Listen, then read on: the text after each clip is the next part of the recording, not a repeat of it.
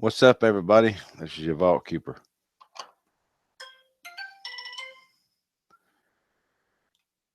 We're going to do a little bit of talking about Property X tonight.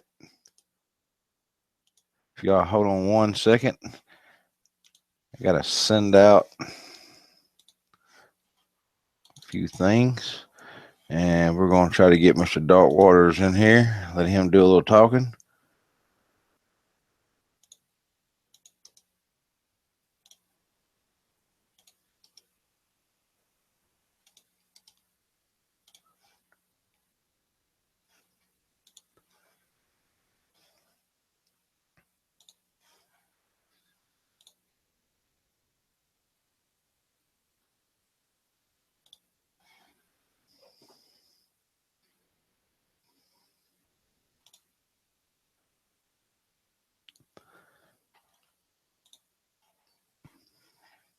All right. Boy, this is hard to do when you're doing it by yourself. I'm getting a little better at the technical stuff, people. I do better with monsters, ghouls, and ghosts.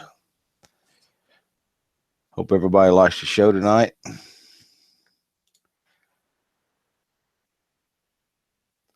How y'all doing?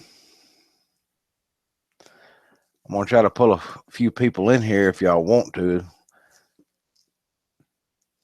Like I said, Dark is supposed to join us. If you'd like, I'll bring you into the room.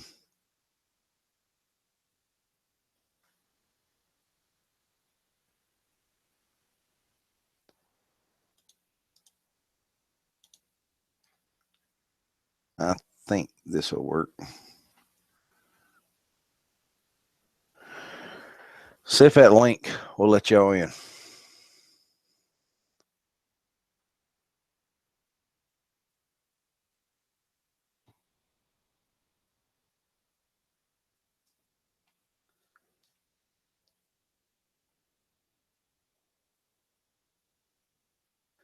Yeah, we had a few of the technical difficulties getting the show up and going. For some reason, it didn't want to go live. I'm not exactly sure what the problem was with that.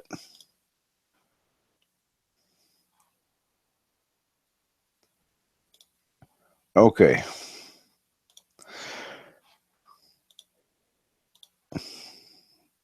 Did anybody try that link to see if it worked?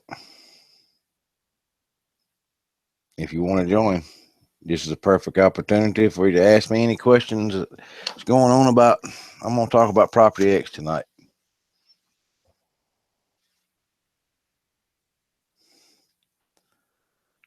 Yeah, I'm starting to like the live streams a little better sometimes than the little stories. So far, we've got some stories working on the back burner, but I'm really into this Property X right now, and I just like sharing it with everybody. Had some interesting things go on since I was last out there and took the video and did my last show.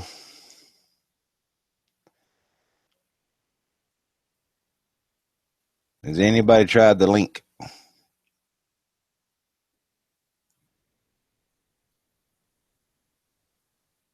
What about you, Jay?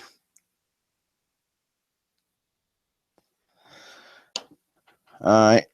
While we're waiting for somebody to join and come in and ask questions, I'll tell y'all a little bit about what's been going on. Like I said before, I tried an old trick that we used to do to see what animals, what predators was around by gathering hair, which was use an old fly trap. You know, the ones that you buy from the store. It's in a little pouch and you pull this tab and the really sticky paper comes up. Well, those have been used for a lot of other things than. Oh, hold on just a second. I don't understand why it's not letting you copy it.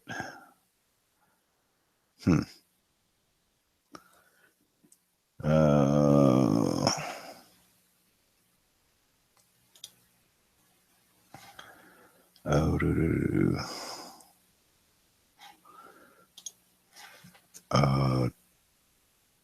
oh, Hold on one second, folks. Like I said, I'm not exactly sure of what I am doing.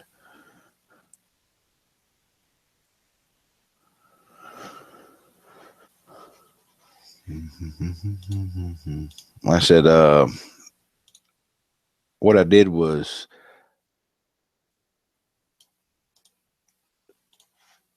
I put the flypaper up, different areas, uh, different heights. Yeah, I know I'm trying to fix it.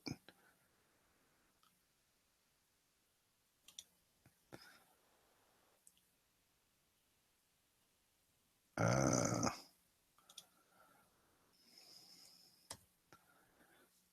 I don't know if that one will work. So if that one will work, I'm not sure if how to do this.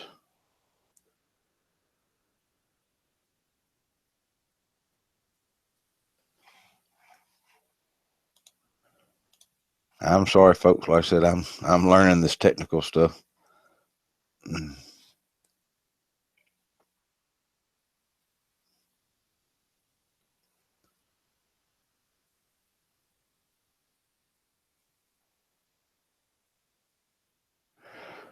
Uh,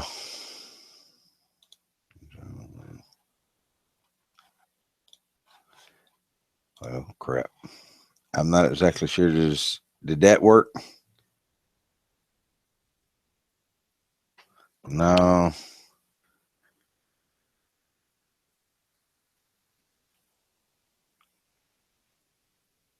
Yeah, you want to do live chat?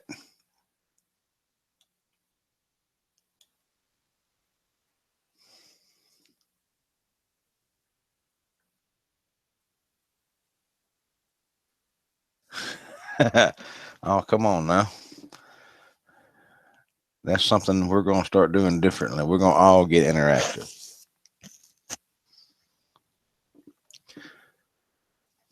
Hold on one second.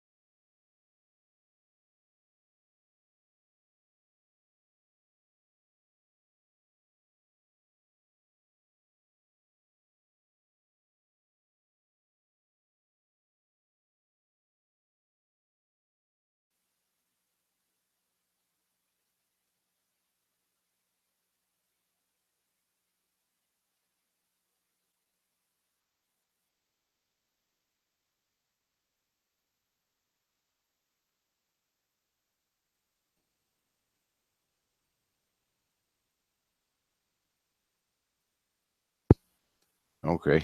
Can everybody still hear me? I don't know if I was just talking to myself or not.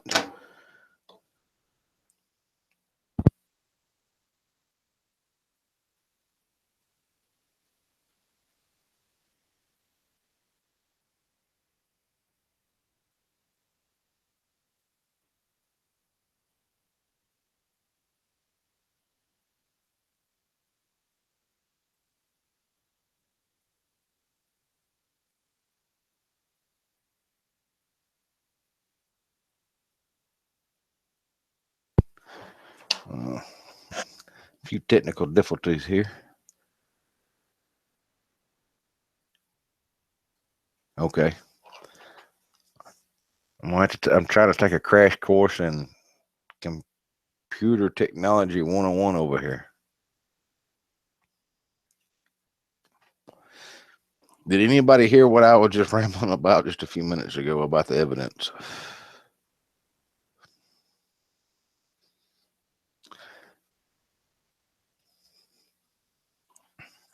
I'm going to paste this link in the room again, just in case somebody else coming in.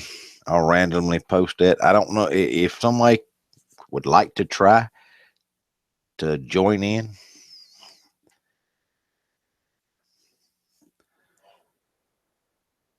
Like I said, we got 11 people watching.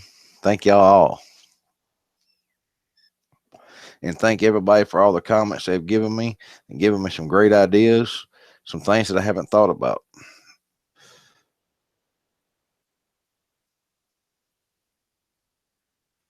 It still won't let you in. You have to open a new window now. You have to copy that link, open a new window, and paste it into your browser bar, and it should let you go.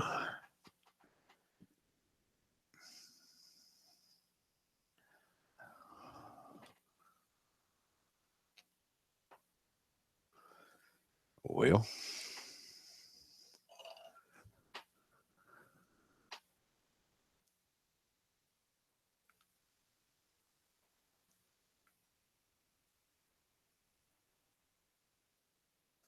yeah, especially me. I do better in the wilderness. Like I said, if y'all want to, you can ask me questions through the chat then.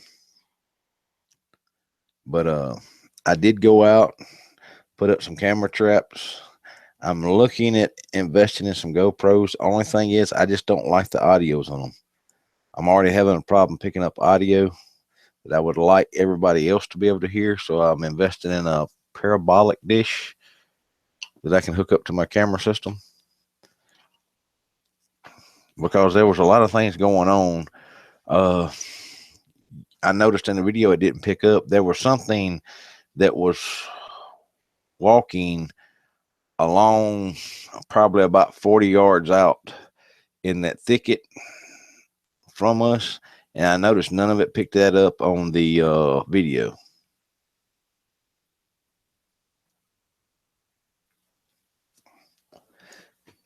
The low growl at the end of it didn't pick up. We backed out of the area because I thought we'd pushed our luck enough, and I wasn't expecting. I think there are multiples in this area. Like I said, the one area we went into, he doesn't like to go into. Every time he shoots a deer, he loses it. He had 2 tracking dogs that he's took all over the place, and they've tracked everything from bear to deer to elk, whatever, and hadn't had a problem. He brought them to this property, and he lost both of them. One day, one the next day. He said he sent them in. He heard a yelp. He said it sounded like a small little fight, and that was it. No dog, no blood, no nothing. Uh, I asked him, did he have tracking collars on them? He said no. He said that they would always yip when they found what they were trailing, so that's how he would find them.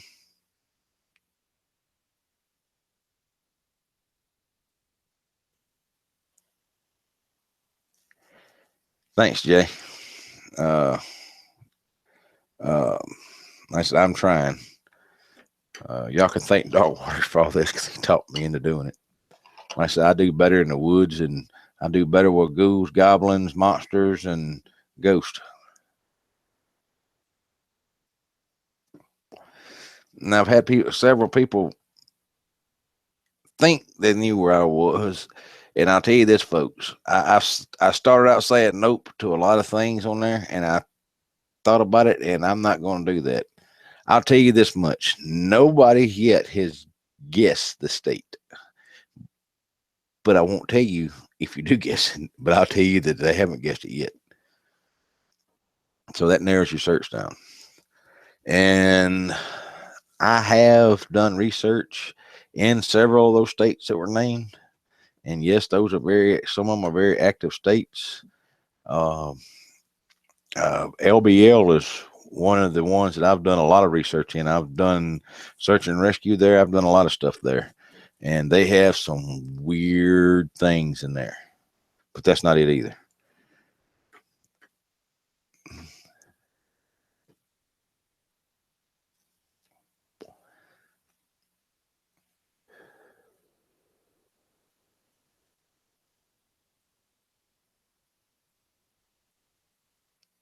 Okay.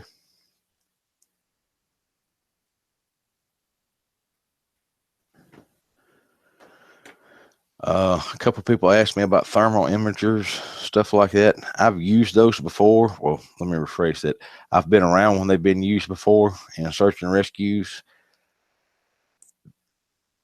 That's probably a good instrument. Like I said, I'm having to redo every way I usually go in and investigate an area because I'm not used to carrying cameras and all this gear and stuff. I'm used to going in light, and I do carry weapons. I hope I don't offend no one, but I'm not going out into the wilderness, especially. Look, there are things out there besides a Bigfoot and Dogman and all this other stuff that can hurt you. And I do not plan on shooting one unless I'm trying to protect myself or one of my research assistants I have with me. I try not to go alone to an area that I know that I know for a fact that has that activity. I always take backup with me, and like I said, I always will. Yes, I take multiple weapons. And when I talk about, and I didn't mean to show the pistol, I tried to keep all that off because I didn't want to offend anybody. When I walk, we call a blind when you're walking on a trail and there's heavy cover. There's a small opening with a heavy cover.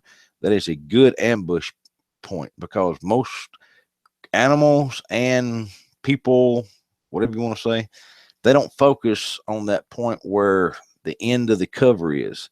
They focus in the opening. I don't know why, but they always do. And over the years, I've learned to focus in that ambush point because that's where an ambush animal is going to line up at because that's his last opportunity.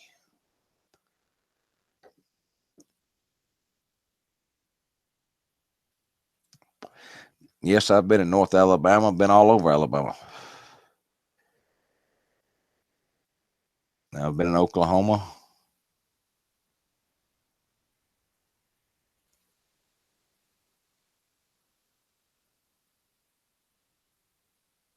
I'm sorry if I can't talk and read at the same time, folks. I'm sorry. Uh, and I appreciate everybody in the comments. Like I said, I knew I put it in a video that I'm not a videographer, and I appreciate all y'all being nice and kind about my unfocused video. It was on my chest most of the time, and I did not realize it was going in and out of focus. And I did go back and look. Someone said that they thought they'd seen something after I'd picked up the deer leg and lifted the camera. I went back and looked, and I do not. You have to send me another message or shoot me an email or whatever. I don't see what they're seeing. But like I said, now we did hear stuff, but where they're saying if they saw something wasn't the direction we were hearing things.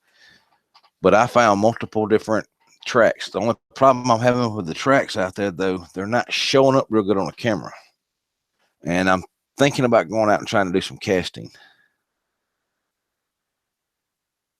Oh, yes. And there are a lot of coyotes on one of the, almost say, excuse me, the northern east side of the property.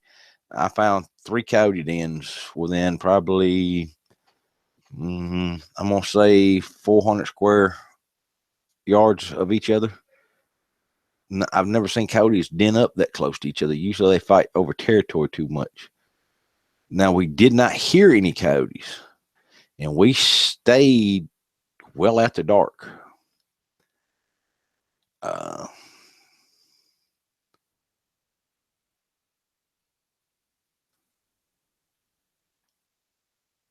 Yes, I've investigated some outside the U.S.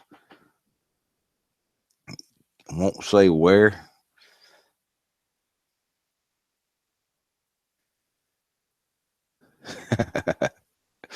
That's funny, Kitty. Uh, like I said, yeah, we have multiples. I don't rely on an old instructor I had a long time ago said the fastest reload is just another weapon.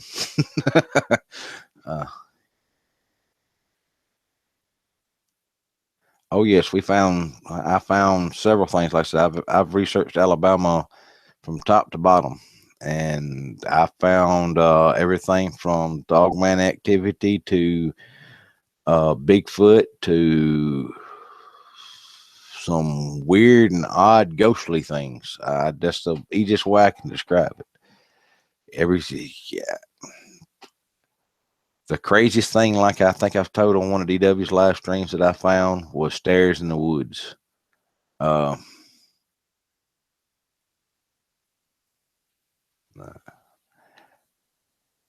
we've got a little of multitude of things. If I told you that, it'd probably give away where it was. That's a good one, Don.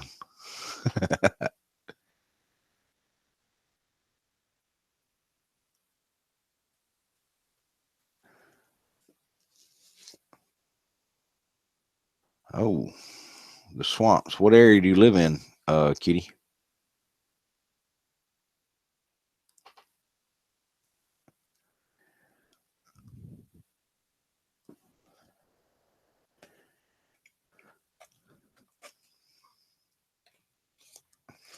And I've run across, like, I've even done some investigations, good bit of Louisiana, Falk, Arkansas, uh, done a good bit of investigation in the Big Thicket in Texas, both sides of the border.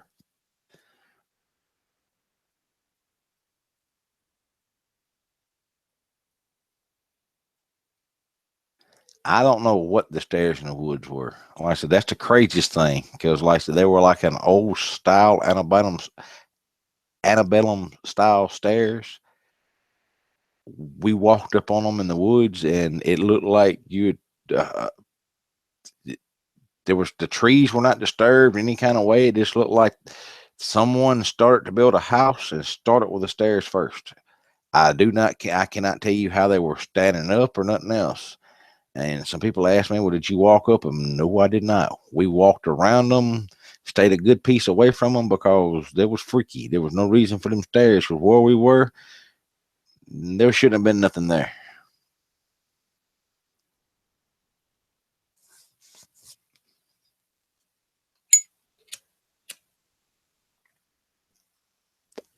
We were far enough back in the woods, there's no roads, I'll put it to you that way. And we had been hiking for about a day and a half.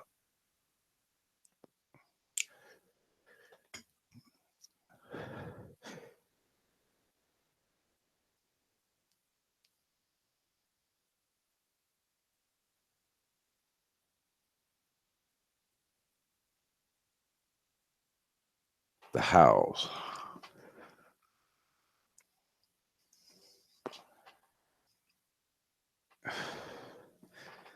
I don't use dogs. Uh, like I said, the man that owns the property, he used some dogs, tracking dogs. Like I said, he's used them for everything from bear to elk, moose, deer.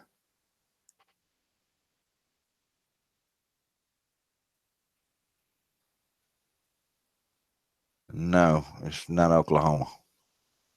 Sorry. Like I said, I'll tell you. Like I said, even if you guess it, I won't tell you. But I can tell you right now. I'm telling you, most definitely, it's not Oklahoma. Was in Oklahoma a couple months back, but no. No, that was many moons ago. And at the time, cameras were not what we were. We didn't cell phones, smartphones, all that stuff wasn't as plentiful as they are now. I'll put it to you that way. The biggest thing then, I'll give you a secret about how long it was. Razors had just came out then, the flip phones. So,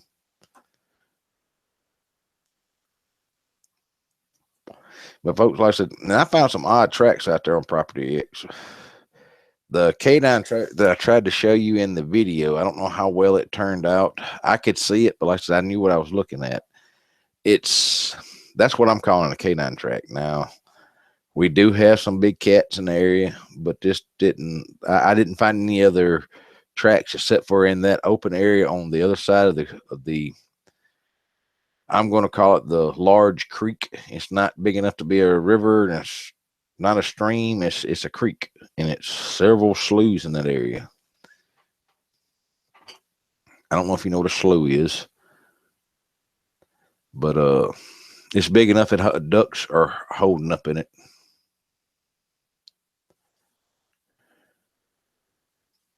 Like I said, it's a unique property because it's probably I did a odometer clock on it, and from the nearest what I call small outpost store is probably 20 miles. I Googled it, earthed it, and the closest house is probably about 15 miles.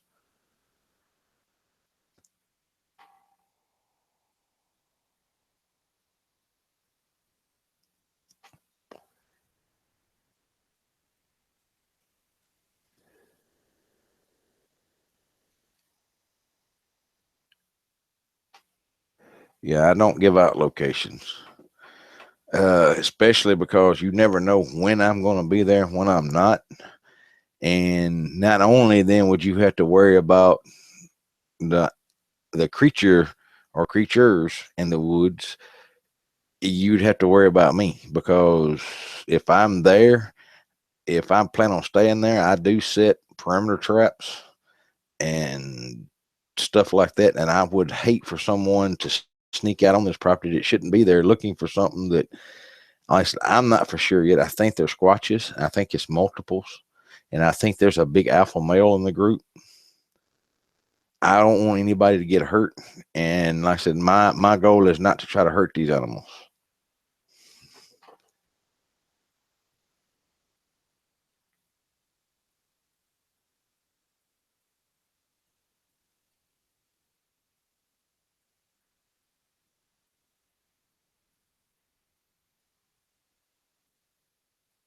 Yeah, that's the other thing. Like I said, whenever we heard the growl, you're right, Jay.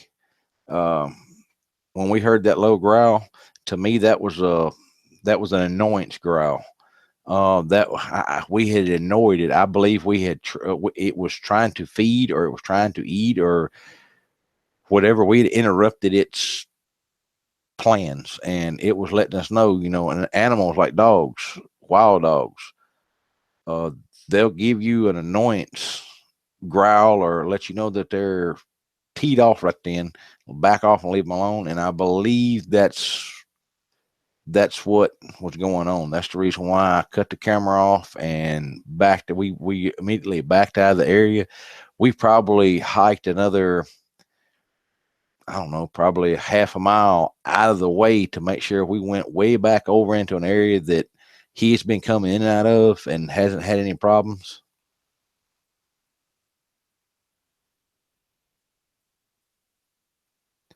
No, it wouldn't do nothing but get someone hurt. That, and like I said, this guy, he don't even want to be there no more. He turned the property over to me. Uh, this is property he had leased, and now I'm the leaseholder on it.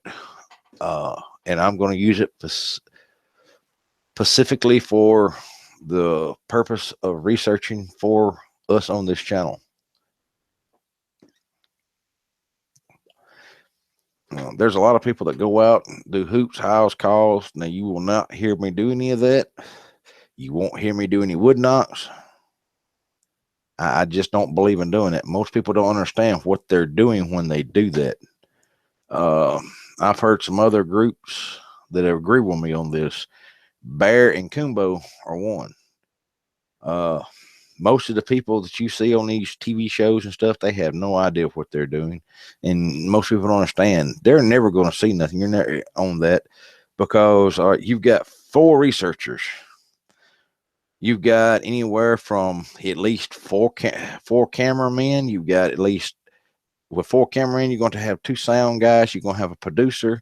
You got at least 7 to 8 people running around in the woods making all kind of crazy noises, knocks, and half those howls and calls. They don't sound like a Bigfoot. And those knocks they're doing, I've tried to explain to several people. I've witnessed this. That is how they hunt.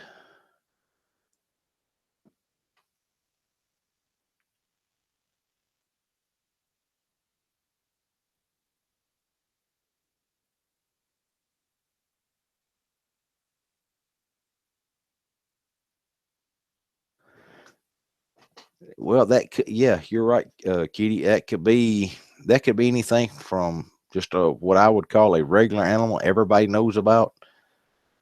When I say regular animals, these are animals that science, I'm going to say, has proven yes they exist. That could be anything from that to something that is unknown. And like I said, usually when they do that, they're warning you to stay back, give them their space.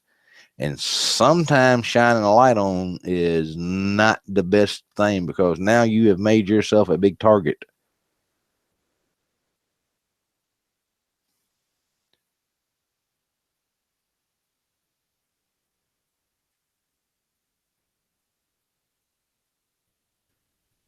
Yeah, I agree with you, Jake. Like I said, I don't do that because you don't know exactly what you're doing when you do that. You could be telling them, hey, come over here, it's dinner. But like I said, I know the knocks, that's how they communicate when they're hunting. Now, think about it. You got 4 or 5 of them. I'm just going to say 4 in the woods. They're knocking back and forth, locating, driving the animals, or getting set up to ambush predators. And all of a sudden, now you come in and knock, and that confuses them. They're going to now look. They're hunting because they're hungry. They're in predator mode at that time. Is what I call it.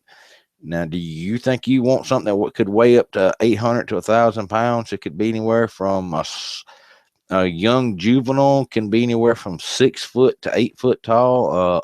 A male big boy can be an alpha can be anywhere from 12 foot, and I've even heard up around Alaska, around Yellowknife, they had one that they from eyewitnesses they went out and measured. He was almost 14 foot tall.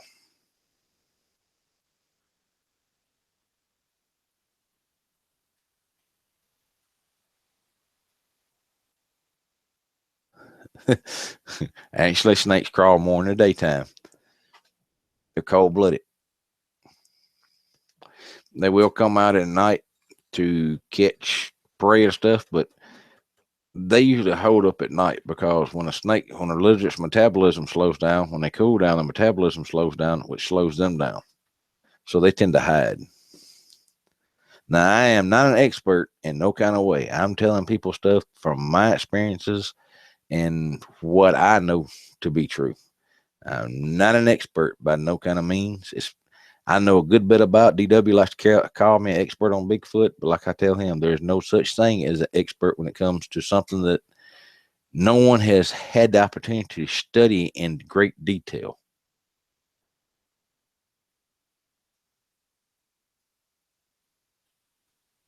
Exactly, Jay. If you chase the dinner away, like I said, they're in predator mode, and people don't understand. When we go out into the woods, you are no longer the top of the food chain. You are in the food chain.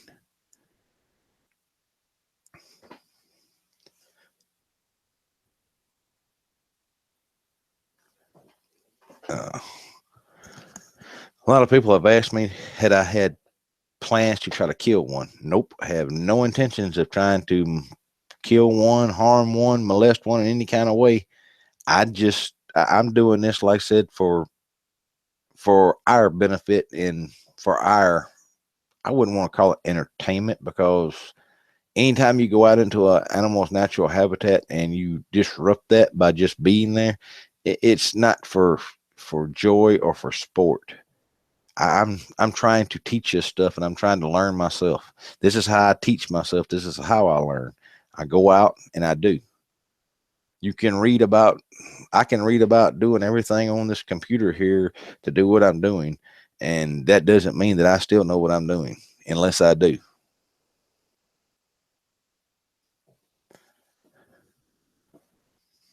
And I hope y'all like these little live streams. Like I said, it gives y'all a way to communicate with us.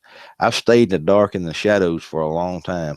I came out once before and didn't work out all that well. And I'm just now feeling like I can come out again.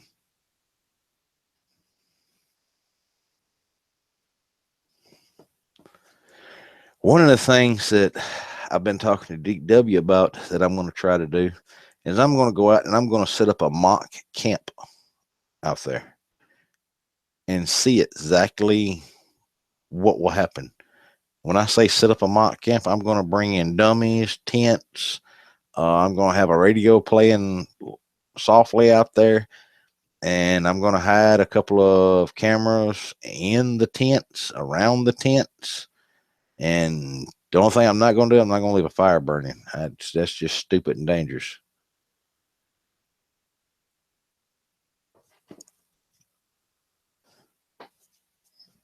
What's this kitty?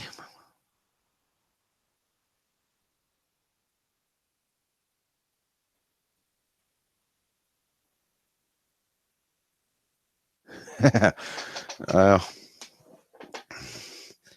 I've been bit a couple of times.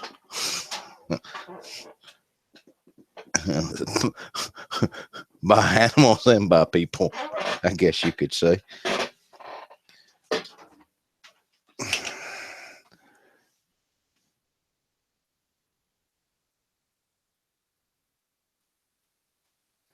Yes, but there's also other ways besides just firing rounds down range to defend yourself. I've figured out different ways, even with bears. One of most of the time, bright lights, noise, bear spray, a lot of that stuff works to defend yourself. Like I said, my thing is not trying to kill one of these things, because if you do that, by what I've learned and what I found out, it's not the one that you're killing that you have to worry about. Like I said, because I've done figured out there's more than one in this area, and I call them a troop. Yeah, a lot of people think they're more human than they are ape, but I'm leaning more towards the ape side. That's just my opinion.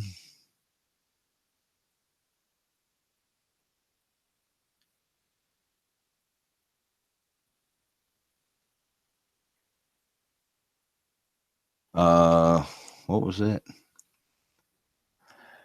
Well, I don't know about the dog man. That's something I'm having to teach myself about. As much as I've been out in the bush and the woods and the desert and all that stuff, up until last year, I really didn't have anything. Had not really ever heard of a dog man.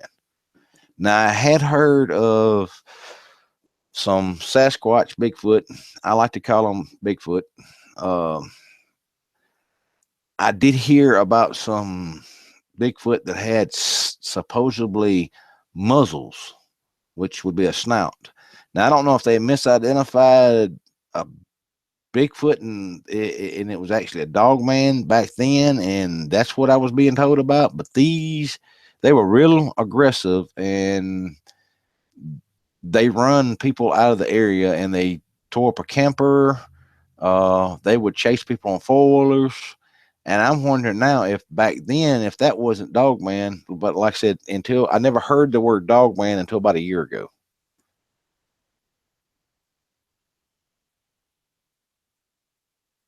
Yeah, I've had a skunk for a pet when I was a kid.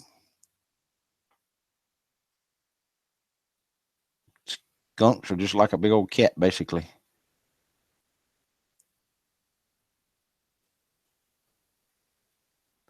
Yeah, there's several in Arkansas, especially on the trail, on the Appalachian Trail, going up through Missouri and coming back down into Alabama.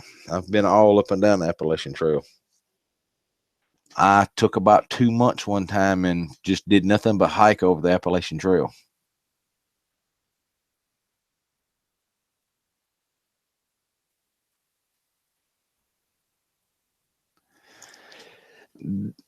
On the first ones I heard, no, I didn't hear nothing about no 20 years. The only, like I said, I just recently started hearing about a year ago about Dogman. I had my first encounter, my first sighting about a year ago, maybe a little more than a year ago now, and that's what piqued my curiosity because I've seen two different kinds. I've seen one that looks like a canine that rises up. You're talking about a wolf that's the size of a freaking cow, and it stood up. And then I seen one we were going through an area and just hiking, and all of a sudden seen this thing down by a creek side and thought it was a Bigfoot. And I immediately, the people that I was with, I stopped them. We squatted down. We tried to, basically do the same thing they would do if that you surprised them. And when it stood up, it had the head of a giant freaking German Shepherd on it, which shocked the heck out of me.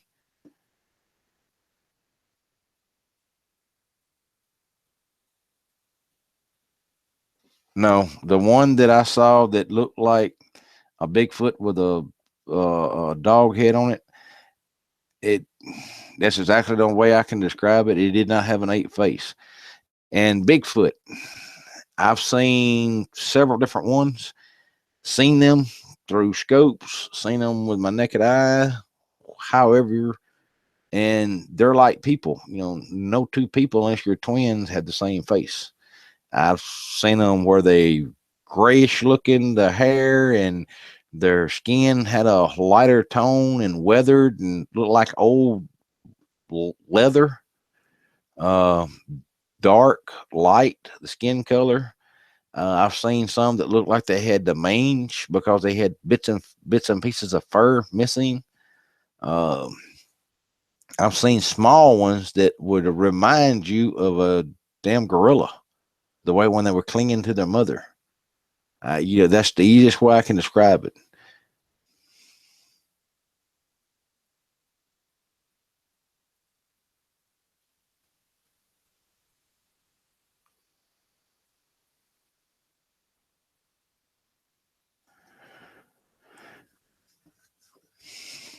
I take it you're ex-military, River.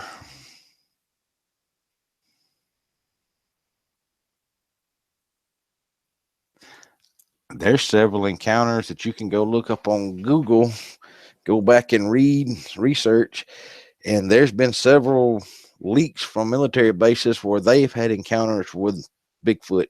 Where one was in, I think it was in Alabama. I do not remember the name of the base, but it was back in the 40s, I believe. And one broke through a chain link fence at an armory, and actually, when they shine spotlights from, they were still using the old Jeeps back then, shine spotlights on it, it actually attacked and rolled the Jeep over. And they pursued it for a while and then lost it.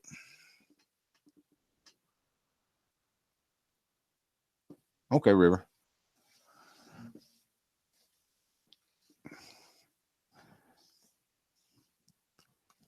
When you said start talking about the Air Force base, usually when people start talking about that, either they're ex or they're brats from the military, which I don't mean to offend nobody. If anybody's parents were in the military, that's what we call a army. That's what we call a military brat, the child from the person that was in the military, because you bounce from base to base to base to base.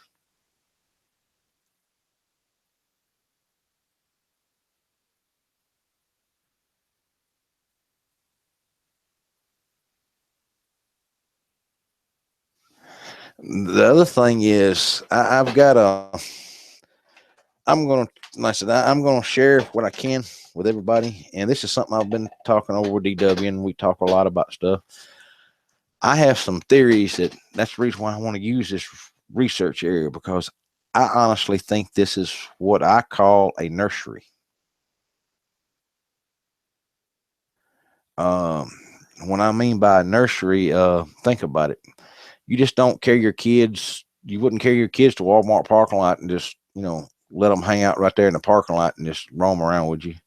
Okay, a park, something like that. Well, think about it. Like I said, how remote this property is and stuff. Most people don't go there. I don't think there'd been nobody on this property until this year. No, till last year. My fault. Last year, for about 15, 20 years, something like that. I'm not real sure on that. Um, so this would have been an area that they hadn't been bothered. They had free roam with the place. And what better place to bring your young and, really kind of like you set your young off and you relax, and you can do whatever, you need to go do, or hang out with the other or whatever.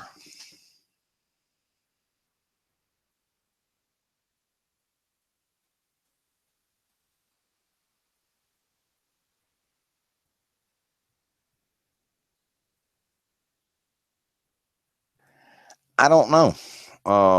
Don, I cannot answer, because I've seen them when I have had technology, and I've seen them when I haven't. But I tell you this: the Dogman and the Bigfoot both, they know what weapons are. I do know that.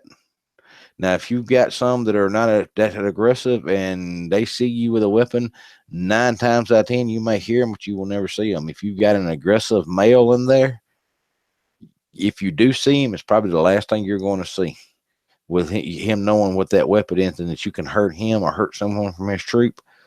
I've heard of cases that hunters were just going through the woods, and all of a sudden, not a round was fired.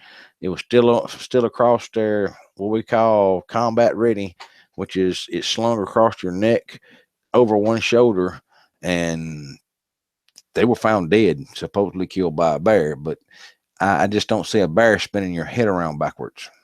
That's a that's a common thing. For some reason, if you go back and do your research, when you find that and you start keying in on what to look for bear kills and bear activity that interact with humans where there's not supposed to be any bear at. That's the easiest way you can start figuring it out, and then go from there. Any odd bear kills, like there was one, I think even Bear and Kumbo featured this on one of their shows, that this guy was at a shooting range of some kind. I think it was like a quarry. Um, was shooting.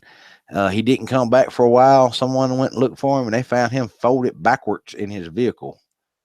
I found that one, doing some research and stuff. But I think someone told me that Barrett and Kumbo or something had something to do with telling that story or something. I'm not sure, and I don't want to take nothing away from nobody. I'm not trying to upset nobody.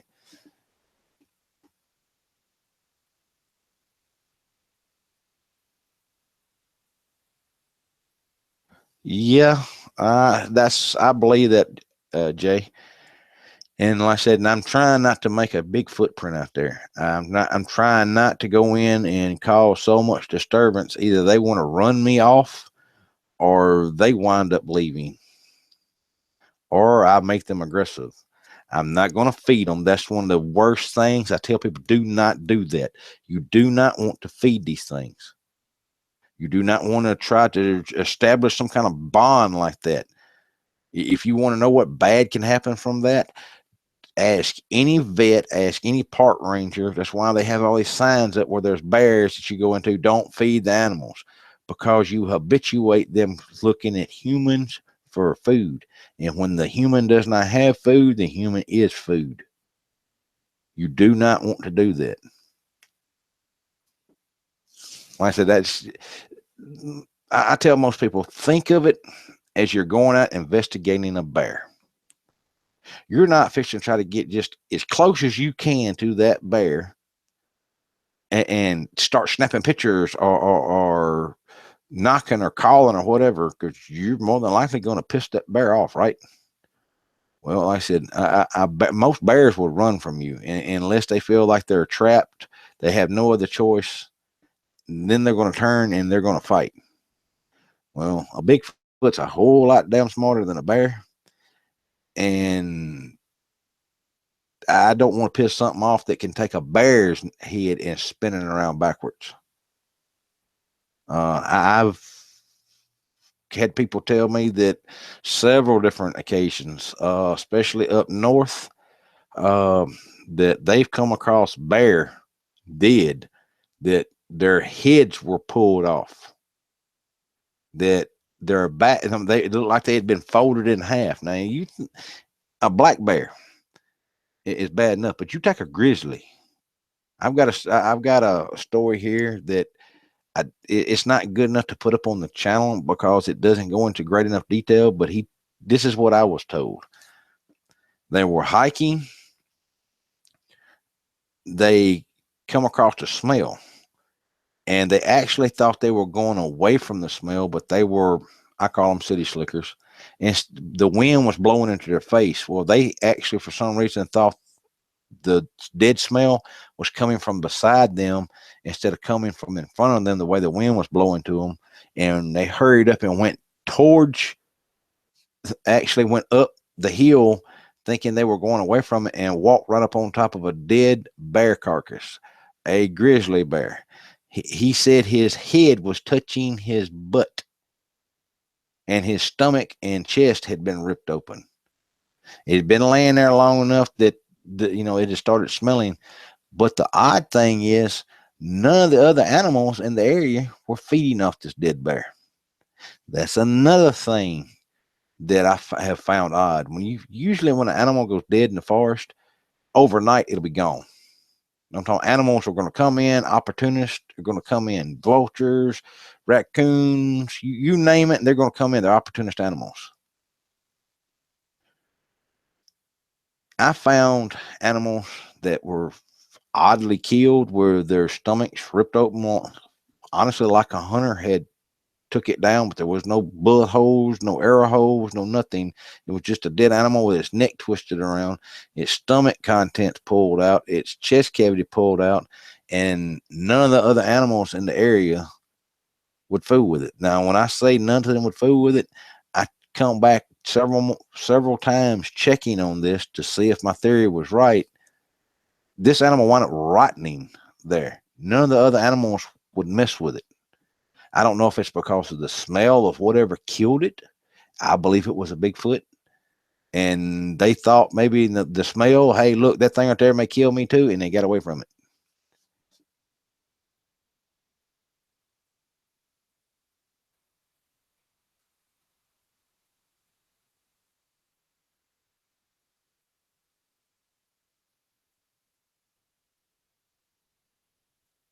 I'm sorry, I'm reading the comments, folks. I don't mean to go quiet all of a sudden. Like I said, I can't read and talk. I know I'm not saying Bigfoot knows how to feel just animals, but all right. This is what I know. Bears, coyotes, wolves, stuff like that. When those animals take down an animal, they don't go after the back straps, the hindquarters, stuff like that. They go after the entrails. They go after the heart, the liver, the lower intestine. They go after stuff like that because it has more protein. The livers, the kidneys, it has more protein. It gives them more for the energy they just put out to take this animal down. Then the others in a wolf pack or coyote pack, it works in a hierarchy. The alpha and the omega, they're going to get the best parts of that kill. And as it goes down the line, you get what's left. But there's not that much. There's protein in the other tissue parts of the animal, but it's not that much nutrients. Protein is one thing, but you need the vitamins and stuff like that.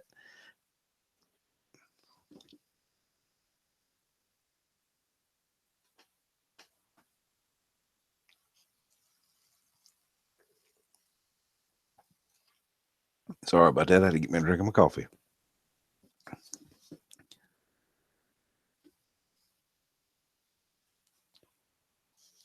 Oh yeah, a lot of people underestimate them, and some of these people that don't know what they're doing.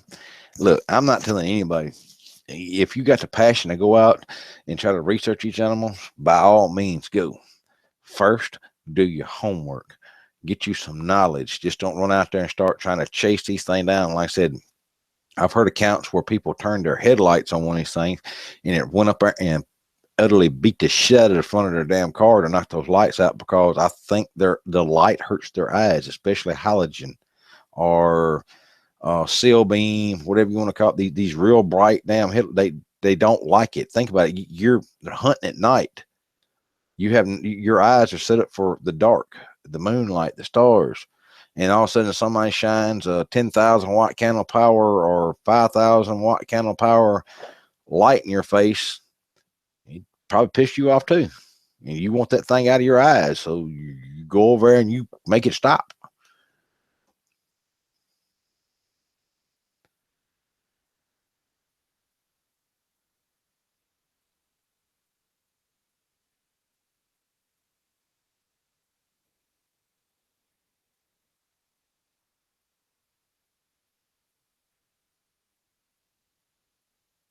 How you doing, Dakota? Like I said, I don't know if anybody can get in through this link. I keep trying to paste to see if someone can get in. I don't know. Uh, uh,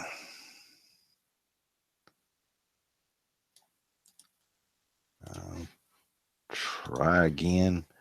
I was hoping somebody wanted to come on and share the airways with me. Crap! I know that's not gonna work. I did it wrong. I'm sorry. Uh,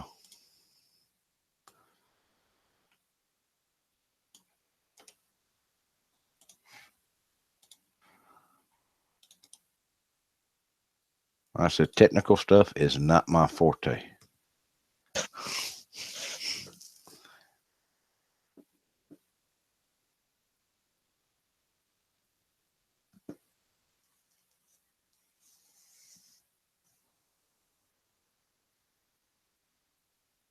Well, like I said, it's animals do weird things. I've even heard of wild dogs. I've got several stories of wild dogs in Texas. I think it was Texas and Arizona. Uh, that these things were not scared of humans at all. Now these were just muttly mutts banded together for some reason, and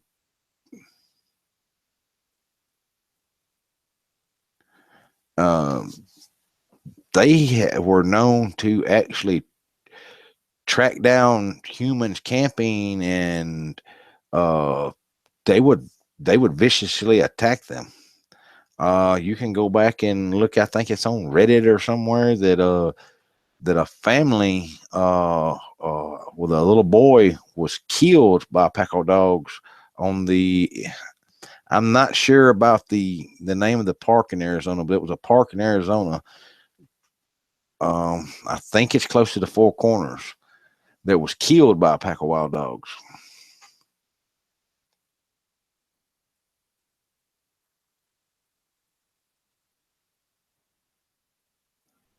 Uh, what are we talking about, River? I'm not sure where LeKay is tonight. There's no telling what she's up to.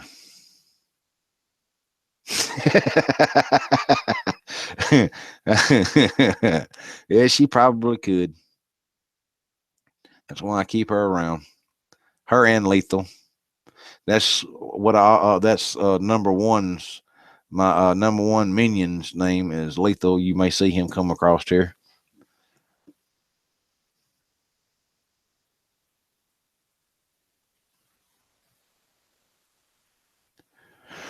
Okay, someone just asked a good question about the tree breaks that Bigfoot does. they do those things for different reasons. That's just like, you know, if you've got in different groups in different areas, I believe they mean different things. It's like you've got a group of friends. Think of think of it like that. And you're in the woods, but you want to be quiet. You don't want to be hollering all the time back and forth. Well, you can leave. You could get together and say, all right, if I break a tree over and leave it attached still, and the top will be pointed in the direction I'm going. That way you can follow me and we don't have to make any sounds. Stuff like that. Because I found trackways that went along with uh, tree breaks. And what they would do is they'd take and break the top out of saplings, and that was pointed, the footsteps were going in the same direction that the tops were pointed. And somehow I got off the trail, got to doing something else. It was like, you know, I got distracted by something else and went off another direction. And when I got finished doing whatever I was doing and came back and met back up, I noticed where I had been following single trackway. Well, there was multiple small, medium, about the same size. So I think it was kind of like an alpha checking out an area, and he left trail markers for the rest of the troop to follow him. That way they didn't have to make calls back and forth and alert anything else in the area. The other ones are territorial markers, because just like in apes in the wild, every other kind of species in the wild, they have territories. And if one crosses another one's territory, that's not going to be a good thing if they meet up. That's why I think it. The upside down trees that I've come across and seen, where they will take a average size 20-foot tall, 16-foot tall tree, whatever you want to say, anywhere from 4 inches around to, I've seen them all the way as 10 inches around.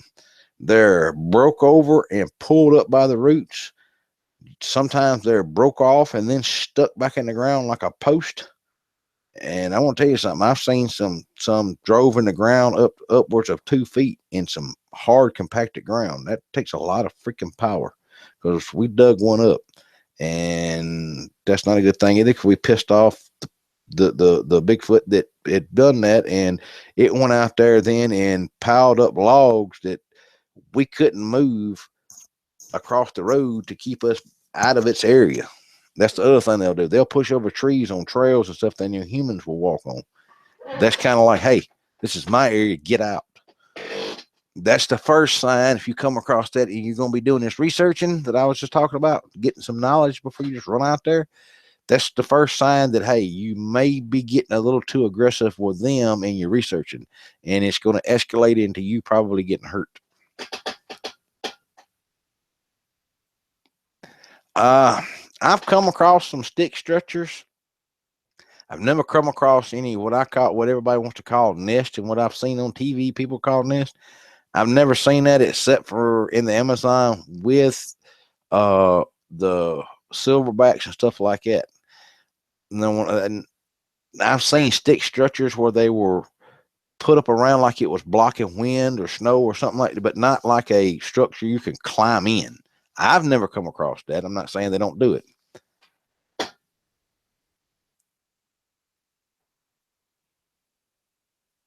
Now, wait a minute. In Big Thicket, there's some stuff up in there that I ain't sure what. I've come across Bigfoot. We come across some Dogman stuff up in there. Didn't see a Dogman. We also come across some other odd things that I still to this day don't understand what it was. It didn't make any sense. I think it was more paranormal than because I'm not the best tracker in the world by no means, but I'm pretty damn good at it. Made my living in it for a long time, and I was taught by some of the best Native Americans in the country. And when I can't track you, and then I've got a buddy we call Bluefoot, when he can't track you, something's wrong, because I've seen this man track frogs.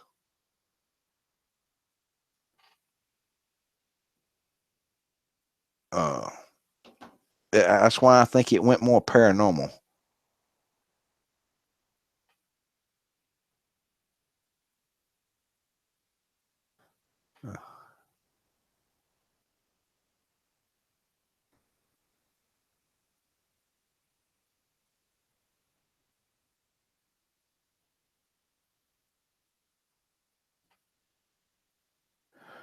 Huh. I've come across some people up in Alaska, uh, and the UP Upper Peninsula, panning for gold and stuff like that. And they've told me they've come across some odd stuff. They even told me, now this is just one old guy that told me this crazy story that he was up in Yellowknife, Alaska on the outside during the summertime. That's a bunch of lakes up there. In the wintertime, there's so many lakes. Usually they drive across them. You see this show, Ice Road Trucker stuff. Well, think about all that thawed out where it's all water. Well, they were up there doing some hand panning, just prospecting. And he said he knows it couldn't have been humans because nobody would anybody up that area would have had to been panning or something in that effect. They found rocks that had gold flake in them that had been stacked up. Now I have not come across any stacked rocks. I've heard of several people tell me they have, but I have not come across it. When I say that, they just take a flat rock and they start stacking other rocks until they get to a smaller rock until they can't get another rock to stack on top of it. But he said it had gold flakes in it to the point where they were taking them. And then they started hearing something holler and scream. He said it sounded like 20 women getting killed at one time. And they got the hell out of there because they're in the middle of nowhere. But he said if it would have been a human, hey, Lakaya, somebody was asking about you a while ago.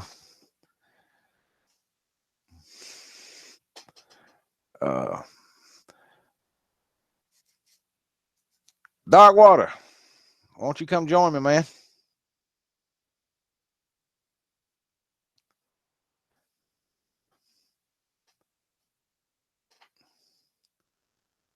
I'm hoping that link I sent you works.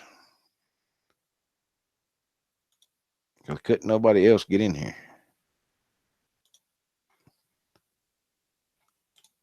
I may need to try it again. Hold on, folks.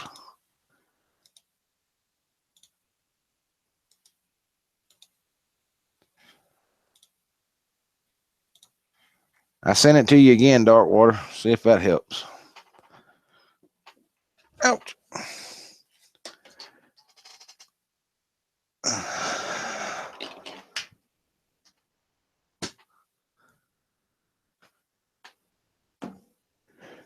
Now, wait a minute, Lakaya. Friday nights, he's your boss. Yeah.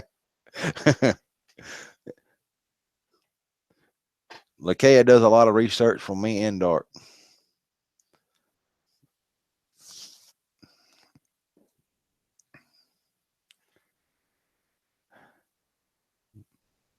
I hope everybody's enjoyed the show so far with just me rambling on and talking and answering questions.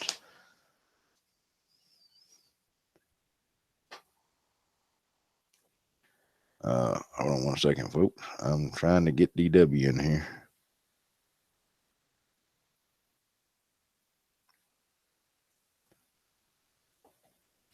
Hold on one second, folks.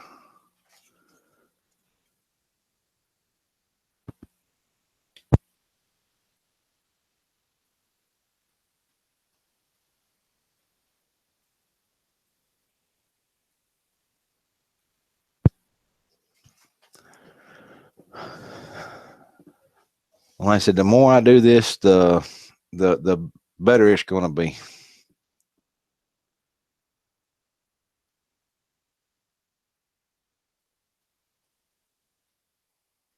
Ha ha ha, Lakea. Think you're very funny.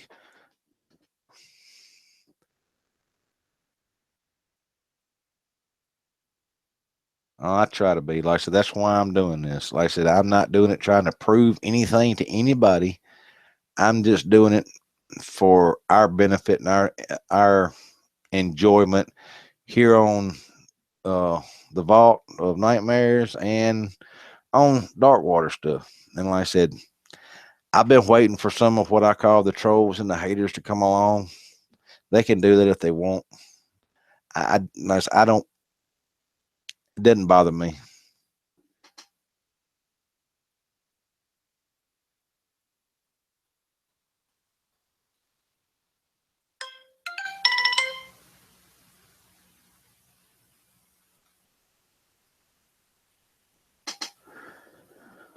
Uh,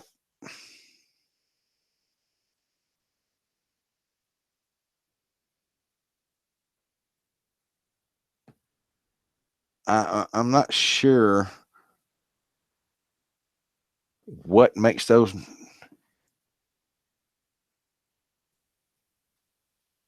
I'm not sure what makes those sounds. Now I've heard Bigfoot make some crazy ass damn sounds. We were on, me and a couple other people on the backside of Mount St. Helens one time, and if anybody knows the area, you can Google it.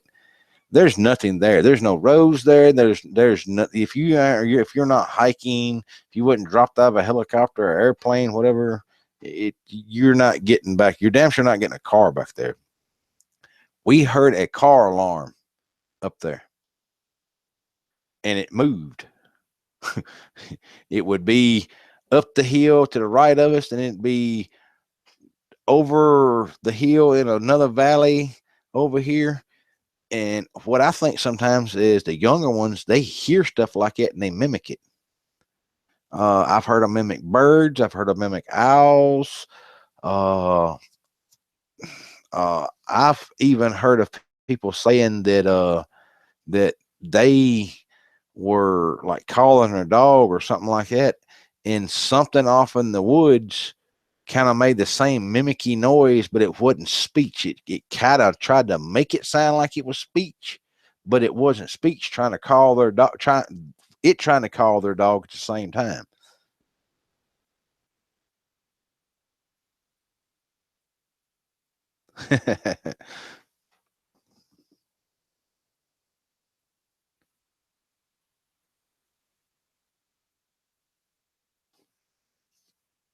I think Lakea and Cody were going to get together and try to do a story for y'all about uh, spaceships too when they had a chance.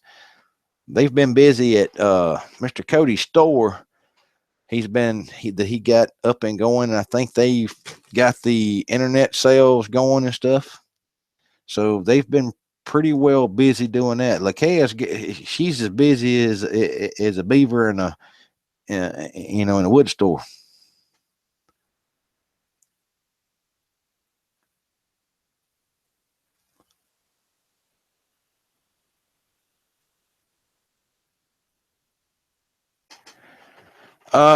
It's close to Ape Canyon.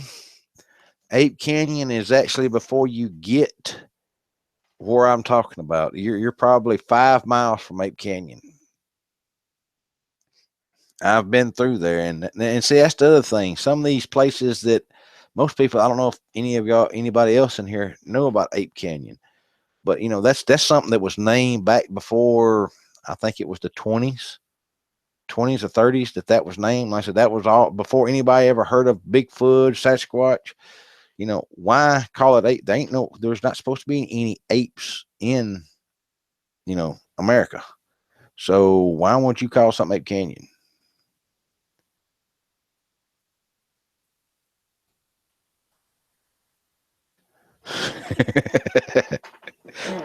Yeah, okay. Yeah. Only problem is you don't listen to none of us. You just let us think we're the boss.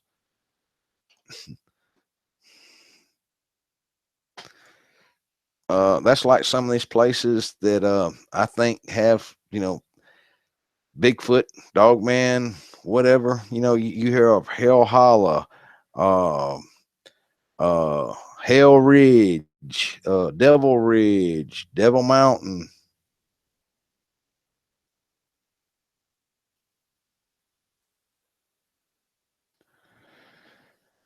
different stuff like that. And I believe all that's contributed back to Sasquatch, Dogman. Like I said, I don't.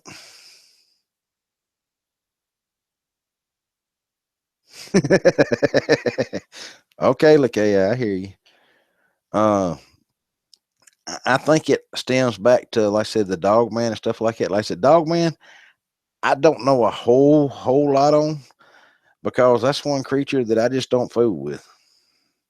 Because from what I know, what I've experienced, nothing good is going to come of that.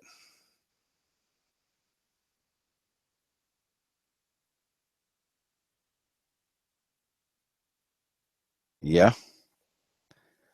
Um, that's a good one, Kenny. Or Ken. I've got it. Look, hey, I've got to get a bigger screen for this thing, or get my chair closer to this monitor. Uh, but like I said, it's a multitude of things. But what I have planned next though is, like I said, I'm going to go set up a mock campsite at my X site, all the way. Ha ha ha! Okay, where I'm going to use dummies and everything else that way, and I'm going to use an LED system set up on a timer where in the daytime it goes off and it'll be on a charging station, and at night it'll be a low light. That way it'll be a figure of a person in there, but it'll be a mannequin. I'm going to set some recorders. I'm going to set some camera traps, stuff like that, and I'm going to see what happens. And like I said, I'm going to take some more video out there. What I've been doing here lately, like I said, I can't run a camera and everything else and keep myself safe and keep my other research person safe if I've got a camera in one hand and I'm not paying attention to what I need to pay attention to. Because if you'll look in the video, hold on a second. We're just talking about Bigfoot in general. I'm talking about just everything from, people going out, like, hey, researching it, to, before they just run out and grab a camera and grab a flashlight and run out to the woods, getting some knowledge about them. Because people do dumb things and they don't understand sometimes shining a light on animals. Going out, just being in the area can make an animal go from being benign to aggressive. And I tried to put the topic on there earlier, and it didn't exactly work like it's supposed to. Hopefully, I can fix it when I end this. Me and technology is about like water and oil. It's only good on salads. I mean, that would be vinegar and oil. See there?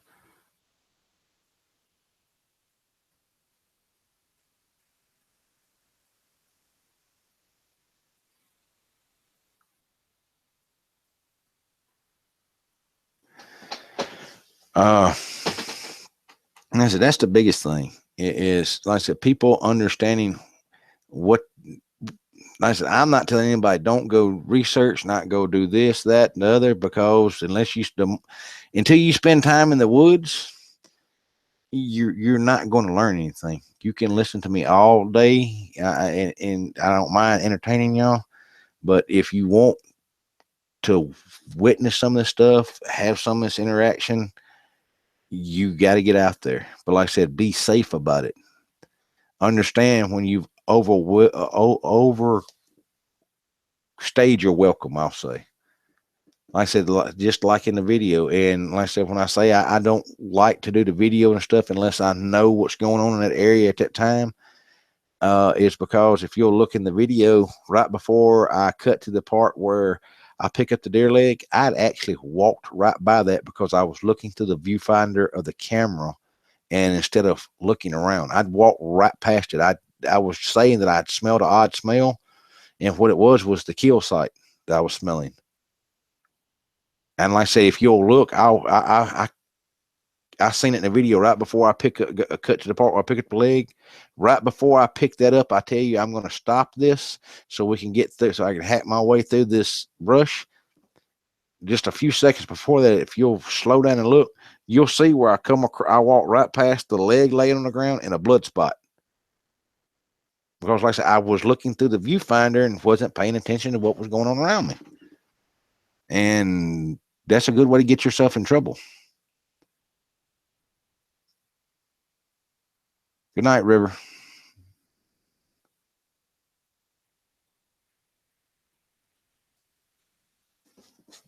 All right, hold on, okay.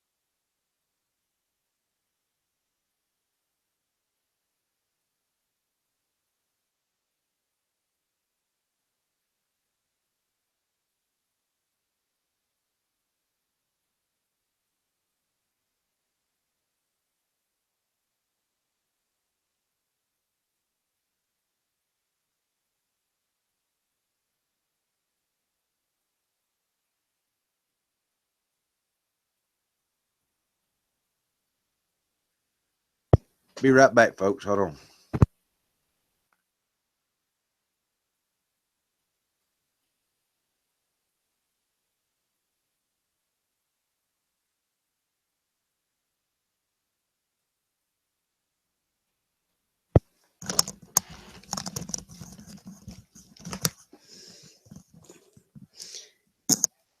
Hello, can everybody hear me tonight? She snuck in on me, folks. That's what I was doing. I had to go let her in the vault.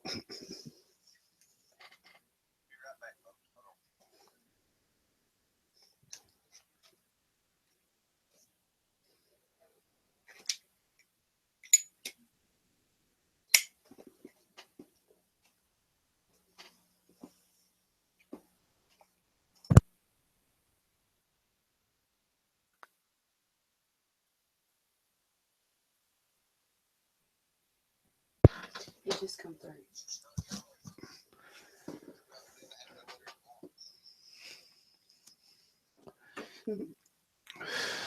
We just realized there's one hell of a delay on this.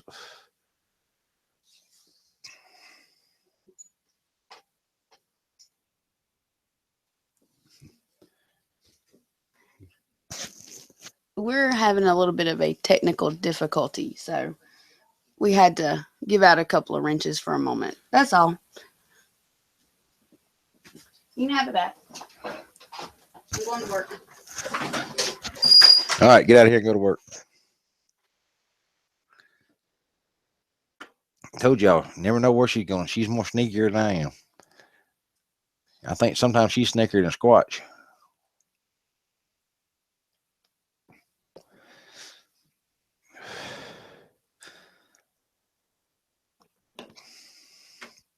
Well, I said, I hope everybody has enjoyed this little show tonight. Like I said, I'm going to do this more often because to me, it's just how everybody can interact and be together.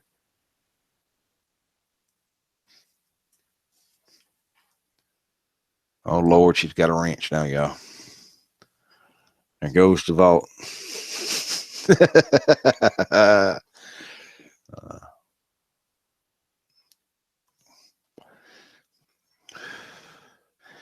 Like, hey, I tried to invite some people in, but for some reason it wouldn't let them in. I don't know what was going on. So it's just been me blabbing my mouth tonight.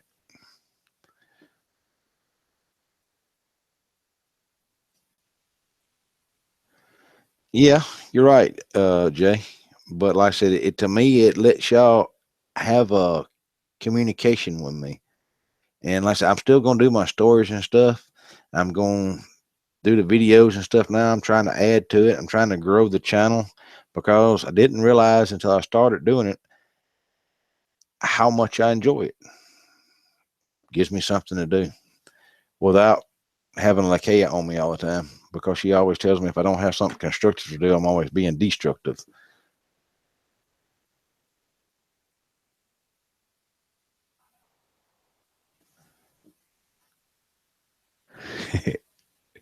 You know, I like to be secluded.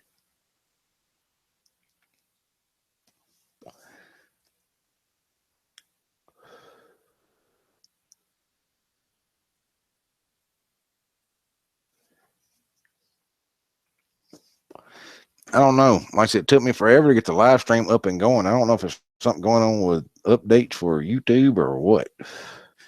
They're trying to silence me.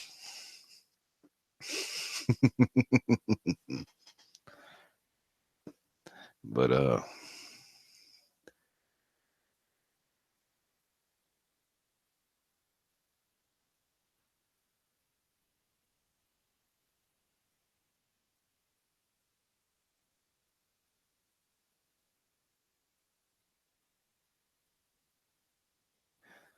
thanks, Jay. Like I said, I'll try to get you in here next time because I'd like to talk to you.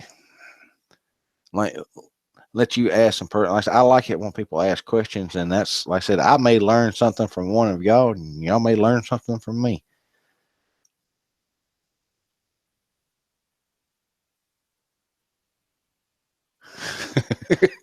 I don't doubt it.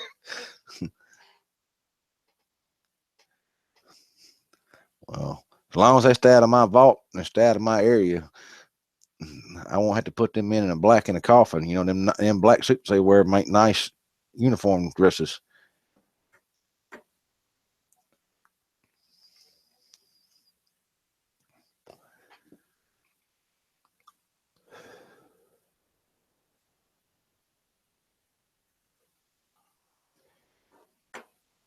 Well, like I said, I'm not telling nobody nothing that they can't go out and find themselves.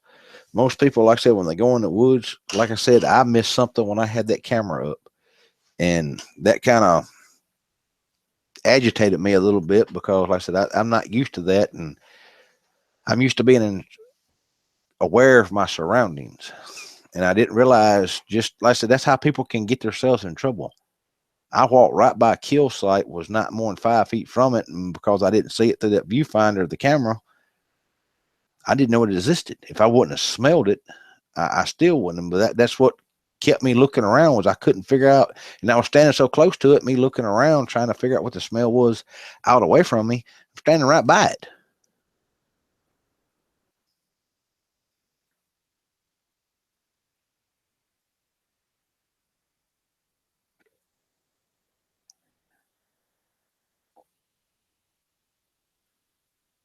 That's no problem.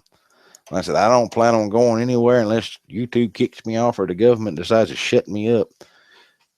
I don't think either one of those is going to happen though, because not unless one of these other channels. And that's the other thing. I notice whenever.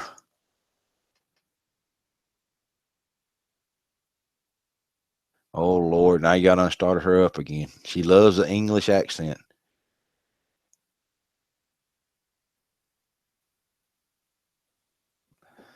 Oh, I'm not going to say anything that I know can get me in trouble.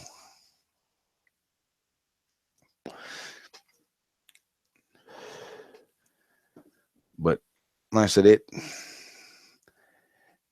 like I said, I'm just trying to grow the channel and enjoy doing all this, and it's fun to me to grow the channel, and I appreciate it. I never thought I'd be as large as I am now, and hope it gets bigger.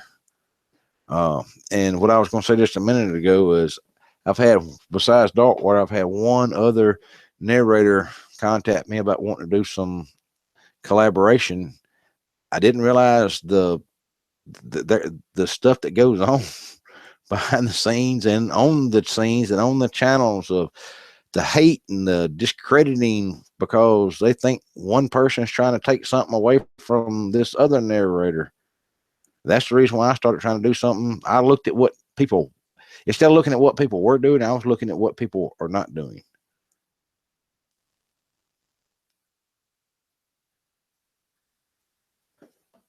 Well, I said, I've only had one instance where I come up on stairs in the woods, and if you'll read the internet, search the internet, excuse me, uh, there's not a whole lot on them. You'll find bits and pieces and stuff around, but like I said, I heard all different kind of legends about the stairs. If supposedly if you walk to the top of it, it'll carry you to a different plane or of existence or something. I don't know. I wasn't fixing to step on them things. First thing is I couldn't figure out why they were there. Second thing is it was odd because structurally you shouldn't have been standing up.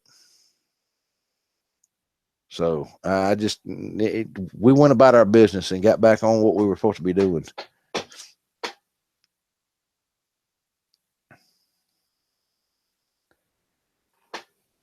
Like Lakeia, that's the other thing, y'all. If there's something out there, she can find it.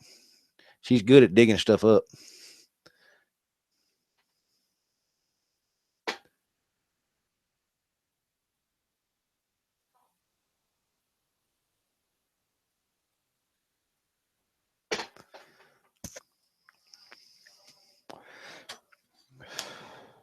And the other thing is I realized that some people don't have the opportunity to go out into go ahead, Lakeia, what you need?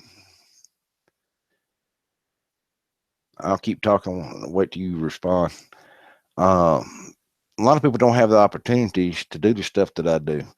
They don't have the opportunity to go out into the wilderness. They don't have the opportunity to go in from one state to this state to that state. Night, kitty.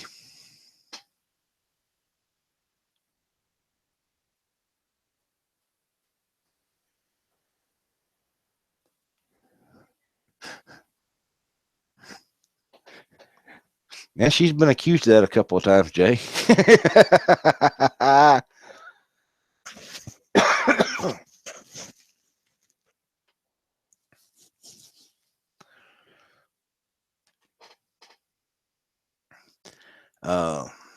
And I don't understand why other people take things from other narrators. I can understand when you're working with some, but just taking stuff that doesn't belong to you without permission is, that perturbs some people.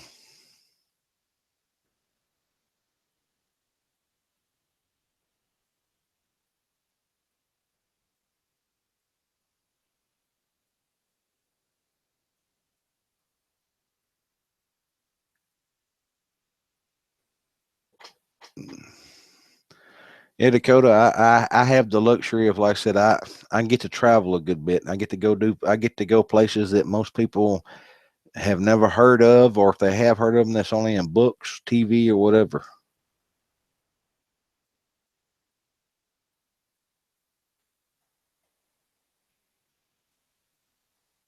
So you've been slipping on your work, huh? Telling off on yourself. No, folks. There's a stack of papers on my desk now that probably a couple months old.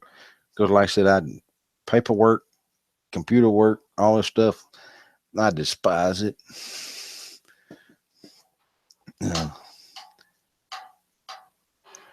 I would rather, like I said, be out in the middle of the boonies where there's not another living soul around me or human around me, I'll say. And I'm happy as happy can be.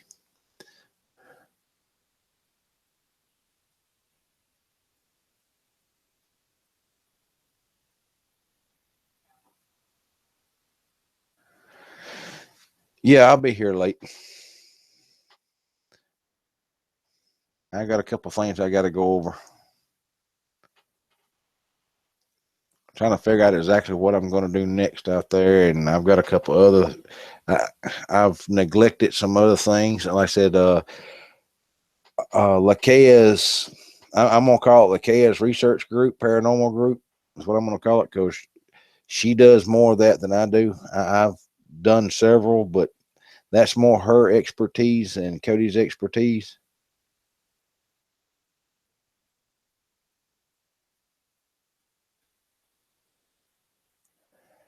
I've been to several places in California. Um, I don't know if any of y'all know what the green triangle is, but I've done several. I've done a bunch of work up there in that area. I've been all through the redwood forest, all the way from Santa Jose up into the mountains.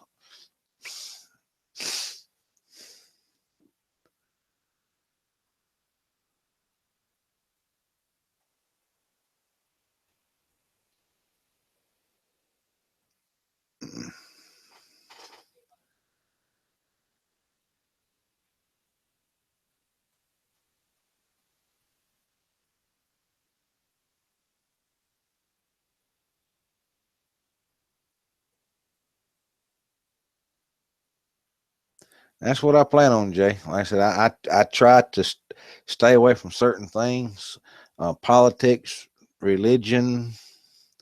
Um, like I said, I try not to badmouth anybody every once in a while.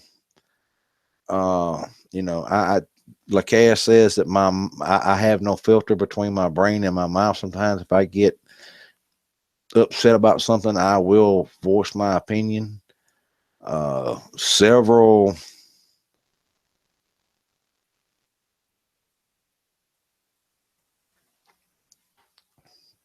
Yeah, if y'all have any sightings or anything that y'all'd like for us to check out, if y'all leave us, a message or send us a email. Like I said, I'm always looking for something else to get into.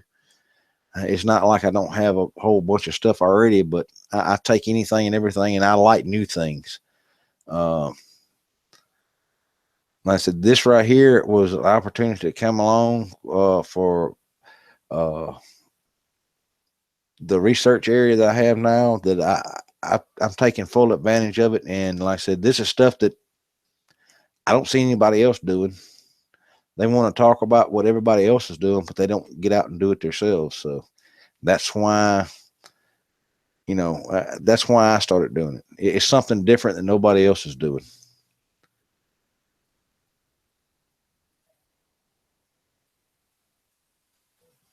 Huh, Don? I'd like to talk to you. See, that's why I keep LaCara. She's done zeroed in on you, Don. Look out.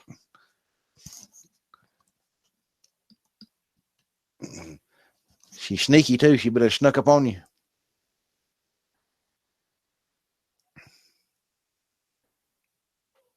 And like I said, we're going to start doing some more of these live things, and I'm going to get LaCara, start getting her in these things too. That way it's just not me just running my mouth. And she helps keep me planted on one subject because I'll shotgun effect. I'll start going here, there, and other. That's what DW talks about, me going left all the time.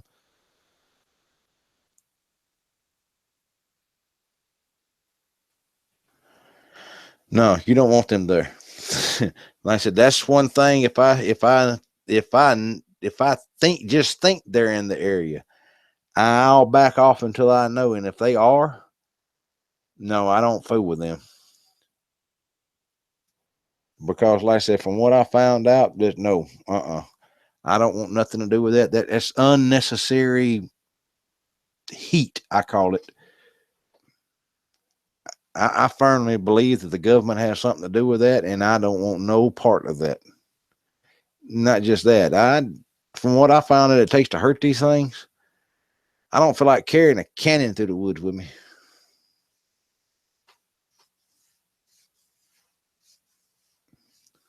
Bigfoot's bad enough.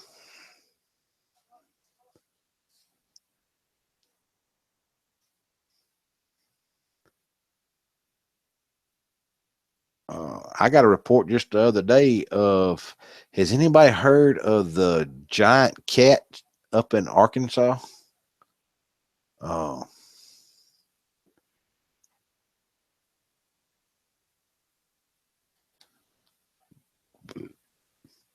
the ghost cat, I think they call it, or the Apache cat.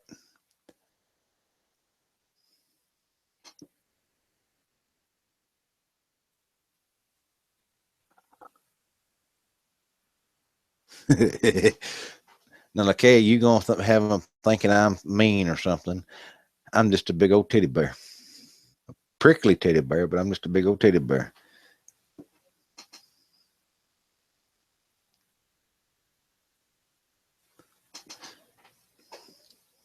I hear you, brother Don. No, Dogman. Nope. Like I said, I ain't doing that.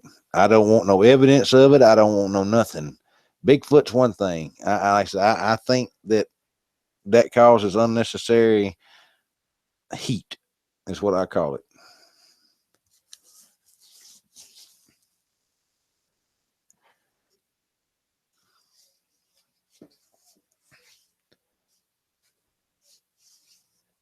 The other thing is, this hunter had on property X, he had several corn feeders. He had a couple that were you just I think they're called morels. You hang them on a tree.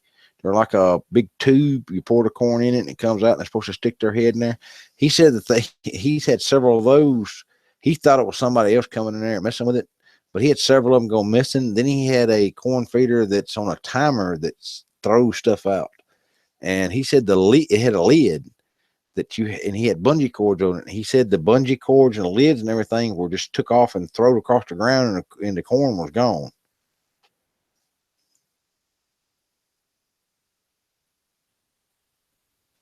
Been to Skinwalker Ranch.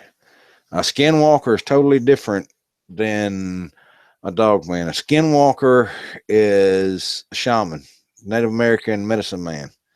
A skinwalker, they're bad in itself because what it takes to become a skinwalker.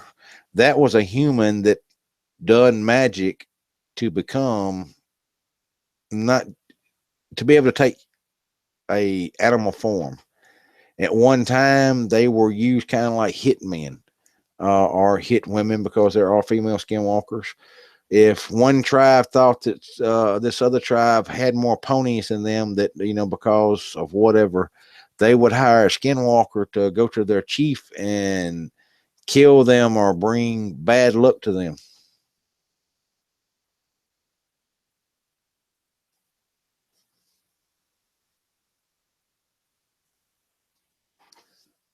But that's what a true skinwalker is. Then you got a Wendigo. Now, Wendigo is a benevolent creature that can change forms, and legend says that it can ride the wind. It can be here and be gone in a breath.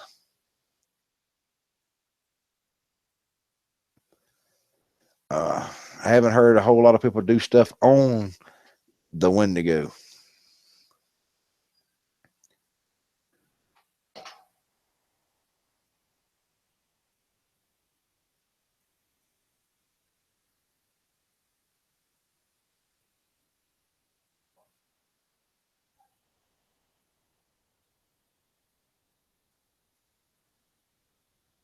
All right, we're getting into one of those areas where it's some things are bad to know. All right, skinwalkers. Think of this secret organization. And to be part of this secret organization, if they tell you to go kill your brother and you don't go kill your brother, well, they'll tell you, we'll kill him for you. And we're also going to kill the rest of your family to make sure you keep your mouth shut. And now you belong to us. Think of it like that.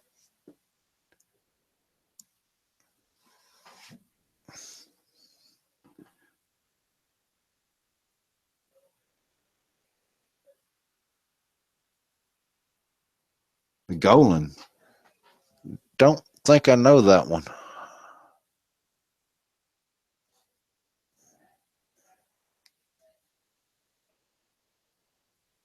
I don't think I've heard of that one.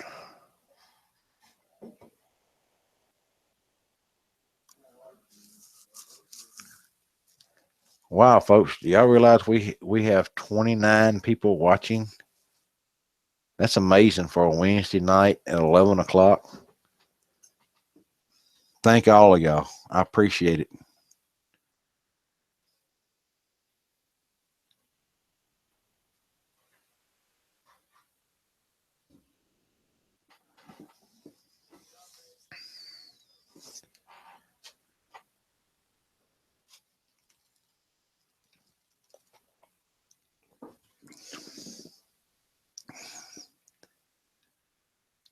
think Minion 2 made my coffee.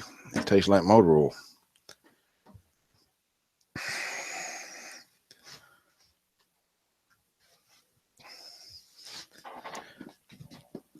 And if anybody has any ideas they'd like for me to try other than, like I said, baiting, gifting, trying to purposely kill one, or setting traps that will harm a Bigfoot, let me know. Because those are things that I will not do.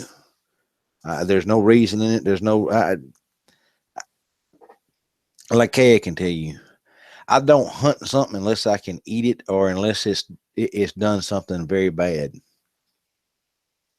And I don't plan on eating a Bigfoot. And so far, they haven't done anything out there to warrant the fact to be hunted just because they're there is not the reason.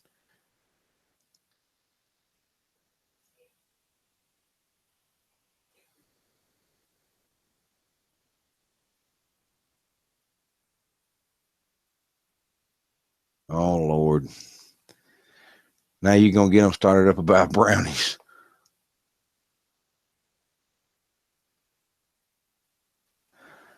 All right, Jay. I appreciate it. And like I said, we'll do this again.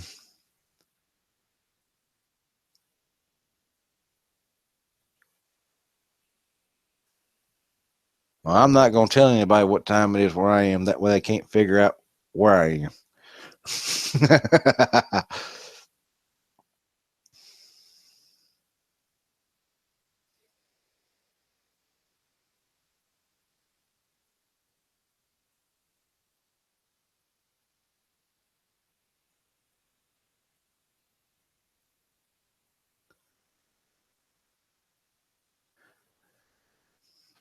Oh, I'm going back to Property X. I took over the property. It's my lease now. The hunter that had it does not want it anymore. We discussed a lot of stuff about Property X, stuff that I've done, stuff that I'm going to do. If you've got any ideas, or whatever, like I said, I don't do calls. I don't do wood knocks. That's bad. And I suggest to people not to do that. Now, there are certain researchers that do it, have good results out of it. And then you have people that are on TV that don't know what the hell they're doing, and they won't never see one from what they're doing. Some of the great researchers that I've seen, I'll put their names out there, Bear and Kumbo. Now, those guys, they know what they're doing. They the sounds that they make, they're real. They know what they're doing.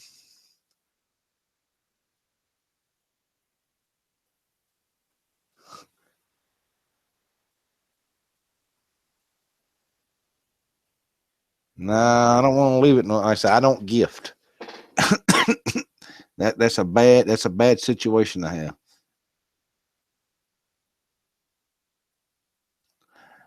I've heard that it does. They're curious.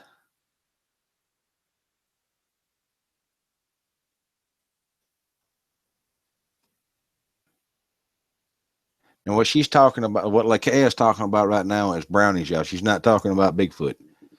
You'll have to explain, Lakea, what a brownie is, because you've got some people confused.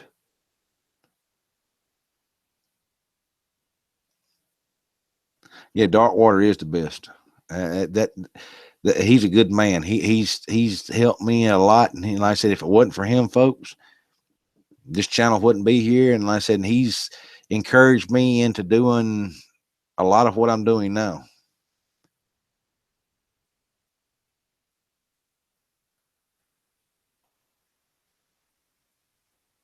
Yes, they do, Jay. They do more harm than good because they give people a false sense. A lot of them want to think that they want to make these things out like they're the huggable tree forest people of the, no, that's no. 99% of the time, these things want to be left alone. They're curious of us, but they don't want us out messing with them.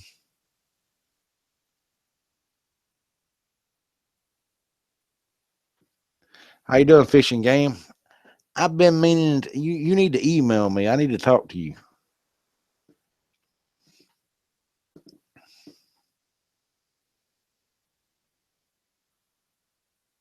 Oh yes, they're asking for trouble because I said earlier. I know this. This is not something I think. Something I know this for a fact. The tree knocks are how they hunt. I've seen them do it. I haven't seen them actually catch the animal, but I've heard the knocks. I've heard the movement. I've heard the animal after they caught it.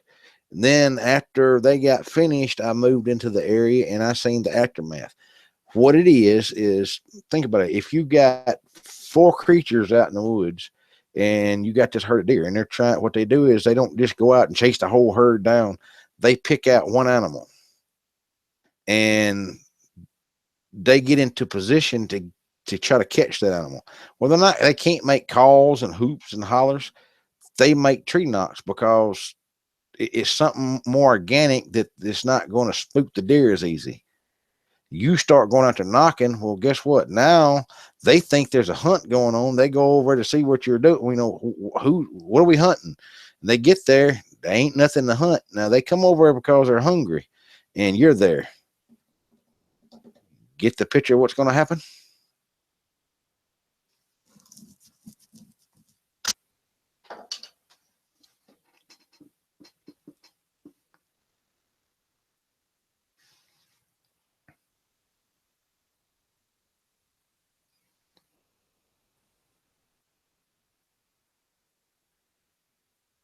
Yeah, I watch other stuff.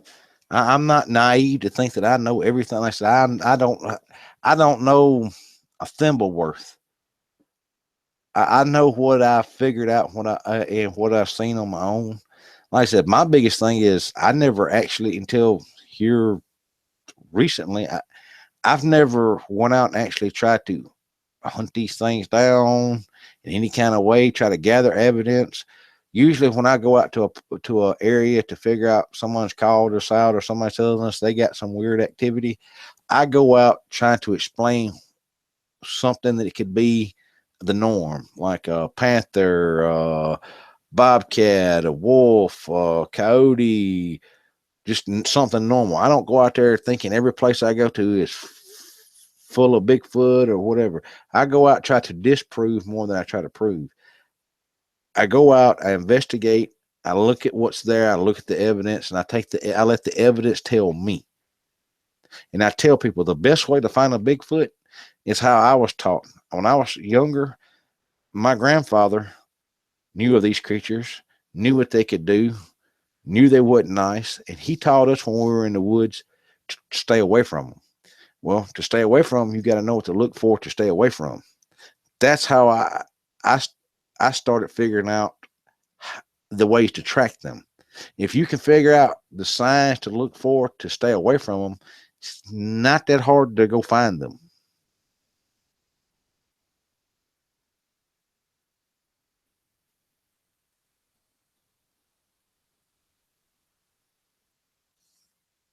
Hey, Grim,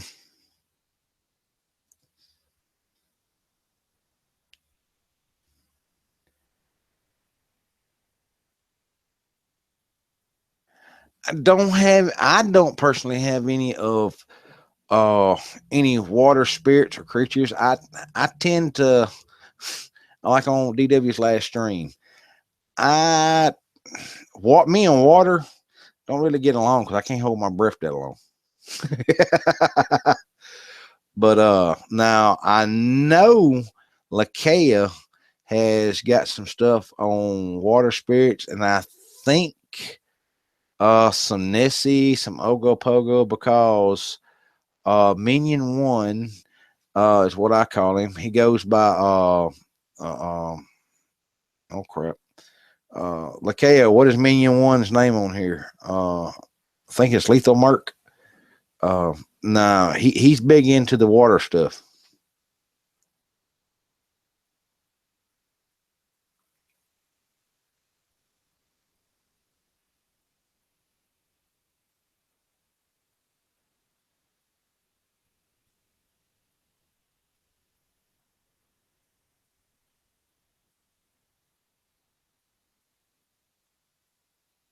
Yeah.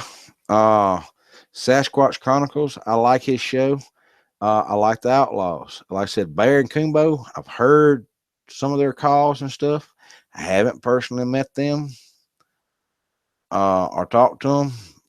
But a lot of the stuff they say coincides with what I know. So I know they're not bullcrap. So, like I said, and they'll tell you the same thing. These people that go out and just blindly, well, I want to go find Bigfoot. Or another thing that Lakea can tell you that is not a good thing by any means.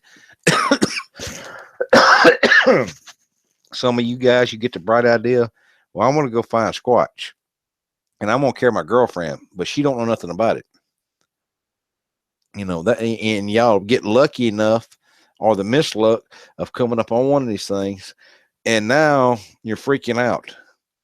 And the first thing you want, you got three things you're going to do. You're going to want to fight, or you're going to want to run, or you're going to freeze like a deer in headlights. Well, I'm going to tell you, all three of those things can get you in trouble. You have to be able to keep your composure and keep your calm.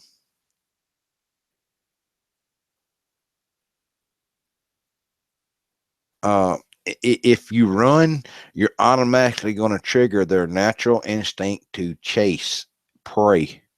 Because, like I've said before, when you go in the woods, you're not the king of the forest. You're on the food chain. You know, it's just sad to say, but a lot of us want to think we're the big bad things. No, you are part of the food chain. One coyote is not bad. Two coyotes getting there. Three coyotes, you're dead. That's just all it is to it.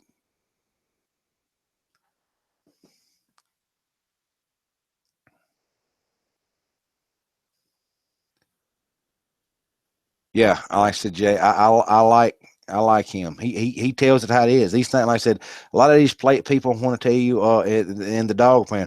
Well, I seen a Dogman and he didn't do nothing to me. Well, you got freaking lucky. That's all I can say. And some of these people say, well, prayers help. Well, I'm not saying a prayer didn't help. All I'm saying is you got lucky.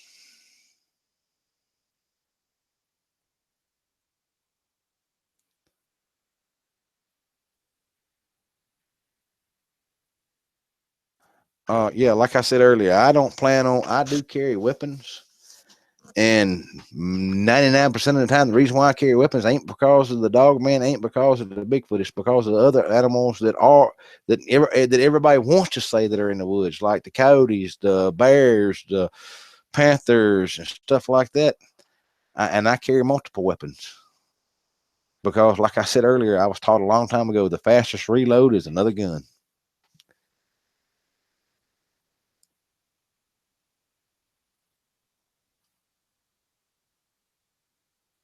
That's the brownies, Don. That's what she's talking about.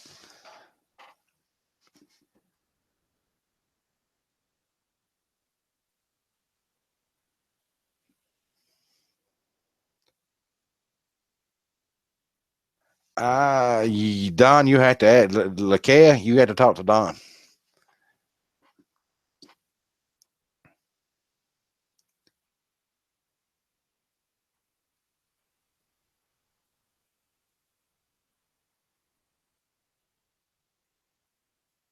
I like that, Jay. That's the way I am. I don't. DW says I don't have that little thing in me for bull crap and to lie. It's too much trouble and takes too much time.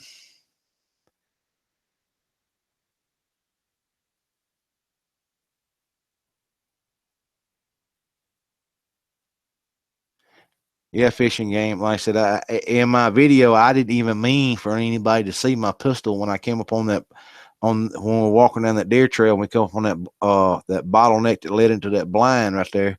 I was explaining to people earlier the reason why I pulled my weapon right then and got into a defensive posture is because 99% of the time, animals along with people, they don't look at that blind spot that's right there, right before you get into the opening.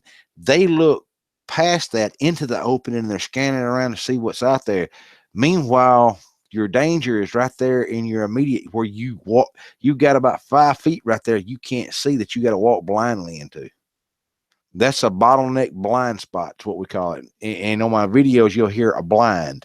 That's what I mean. It's a blind spot that's an ambush point. A bottleneck is where you're funneling whatever your prey is into a narrow corridor where they have nowhere to, they have less room to move. That's a bottleneck, you'll hear me say. Grim, DW is, as far as I know, as long as the sun comes up and the creek don't rise, he's doing one Friday.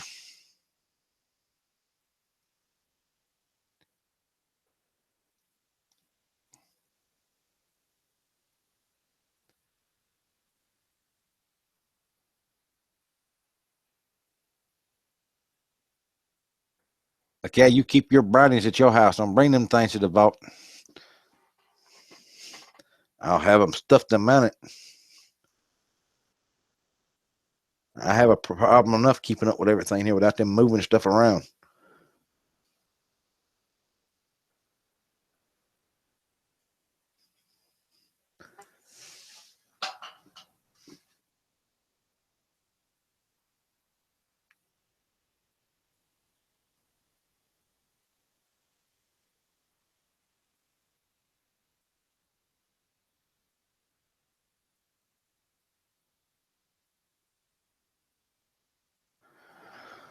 Well, I hunt, but I don't hunt for sport. I hunt for, be honest with you, I like deer. I like elk. If I can't eat it, I don't see why I need to go out and just needlessly kill that animal.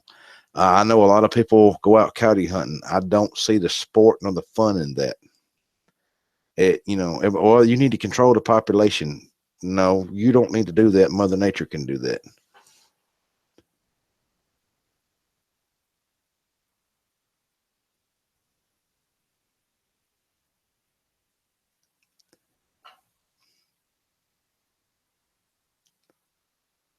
I don't. I think Graham's talking about the brownies, and I don't know if you can kill them or not. And see, that's Graham. That's one of the things right there that I want to address.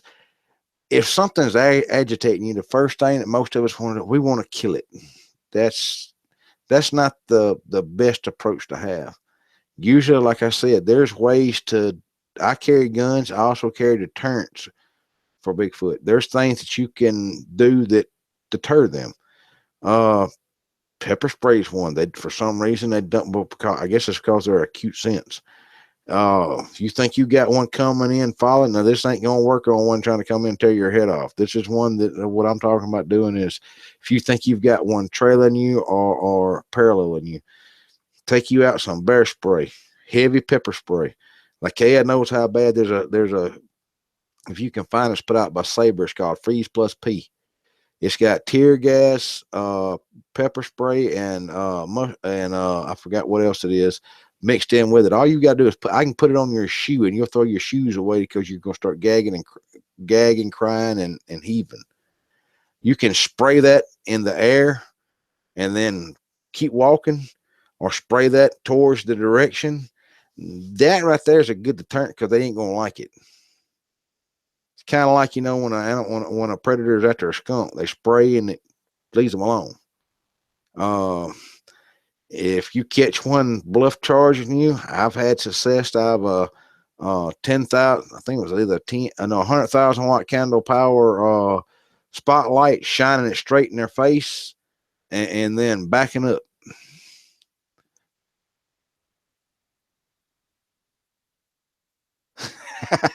I knew Lakeo would like Freeze Plus P.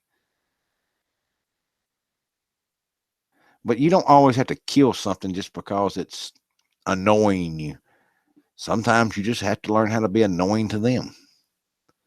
But if you're trying to do some research down the area, you don't want to do stuff like what I'm saying. Because like I said, you don't want to keep habituating the area. You don't want to keep coming out there and being annoying and aggressive to them because they're going to do two things. They're going to get more aggressive to you, or they're going to leave the area.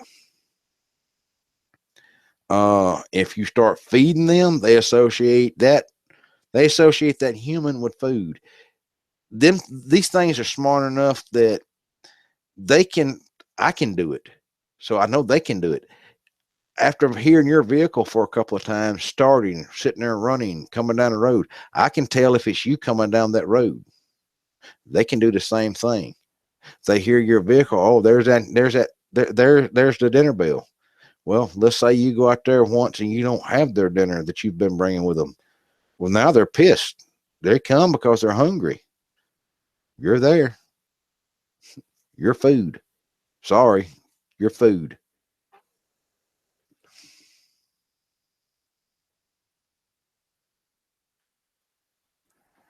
I've heard the blue and the green lights, especially the strobing work, but I've never tried that. I heard it's not just that you have to have them strobing.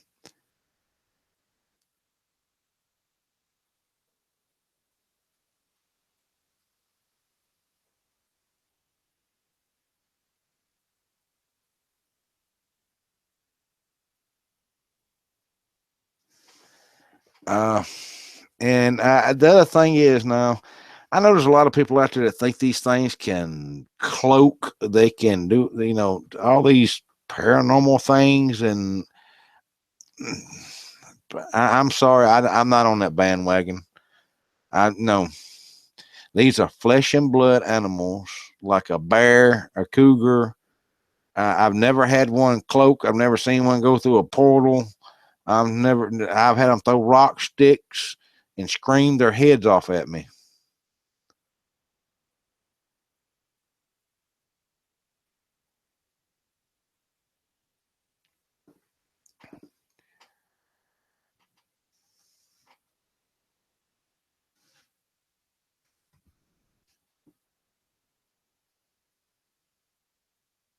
Uh, you said that fishing game. I didn't. There's some. I'm going to say this.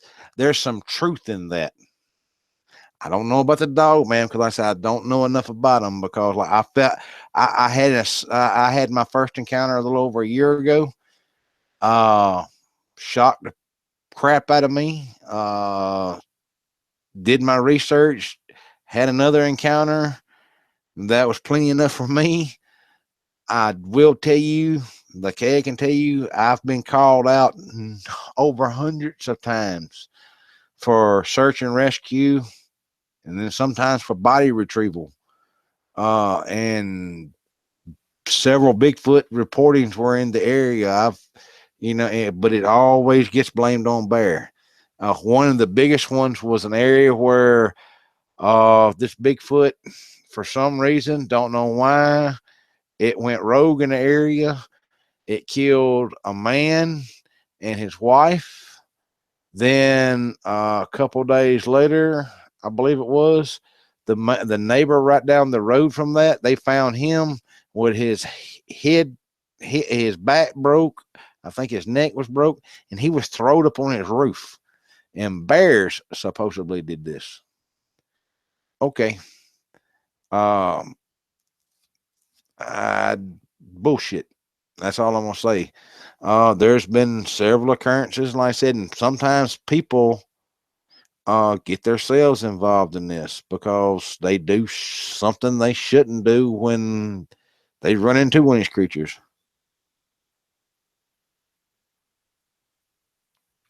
Oh, I can tell you right now, the government knows.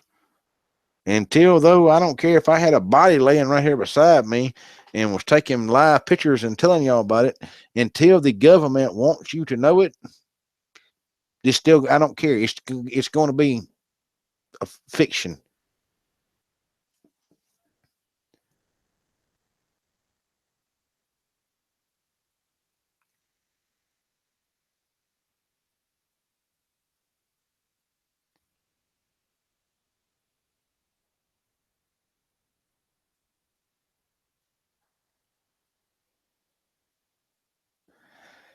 Yeah, and that's the other thing is I've had some people swear it down. Oh, I know there's a Squatch on my property. I get out there and I find everything but that. And what they had been seeing was a brown bear or either a black bear. Everything is not always a Squatch. That always tickled me. Uh, and like I said, sometimes people just fear makes them see something that's not there. I don't know why, but it happens.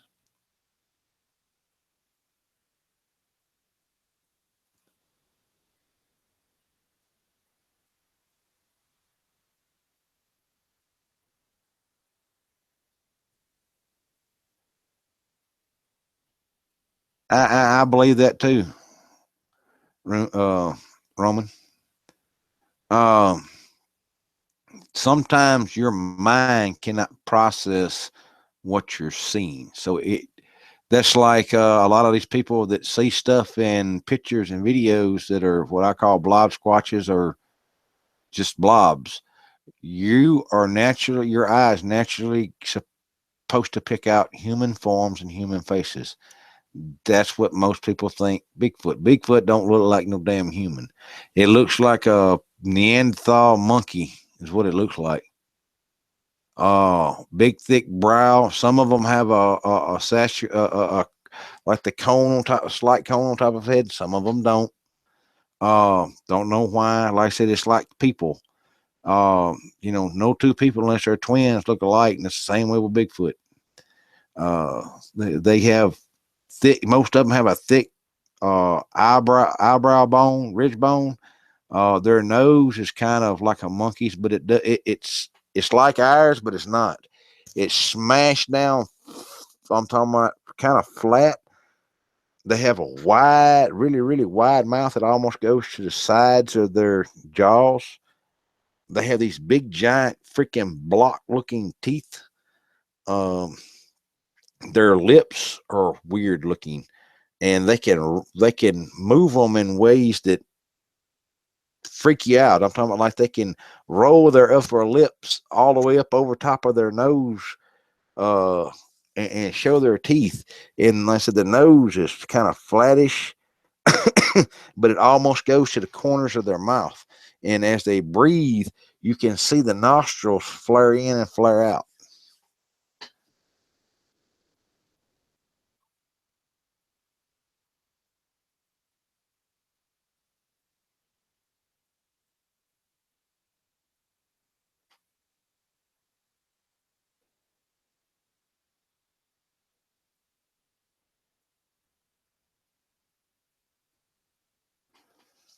I'm I'm not sure on that what fishing game brings up. Like I said, I can tell you this: if you take that map from that you can buy, and it's pretty damn accurate. I'm not gonna say the man's name because I know of people that have said his name, mentioned just the blanking with the numbers, and they have gotten sued. They have gotten whatever. We know who I'm talking about. You can take that man's map, then you can get online and start plotting and looking at the odd disappearances. They will coincide. The Bigfoot reports that people go out and say, that's the other thing. For every report that you hear, there's probably 50 you didn't in that same area. It's just because most people think about it. You walk into to your local grocery store tomorrow. You walk up to 5 different people and tell them, ask them, do you believe in Bigfoot? They're going to look at you like you're crazy most of the time. So people don't want to be the person that's seen Bigfoot and got laughed at and all that kind of stuff. Um, I know what I'm talking about because when I was younger, I got picked on because people would come over. My friends would come over and they'd want to go in the woods. Well, we'd go in the woods. And I tell them, well, we can't go over there. Why? Because that's where the hairy man lives. That's where the booger stays over there. Explain to them what it is, and they look at you. And then when you go back to school now, everybody's making fun of you. Well, you can make fun of me all you want. I don't care. you're gonna have a hard time convincing me they're not there. I know what's there. It's not convincing me they are. It's convincing me they're not. And you ain't fixing to do that.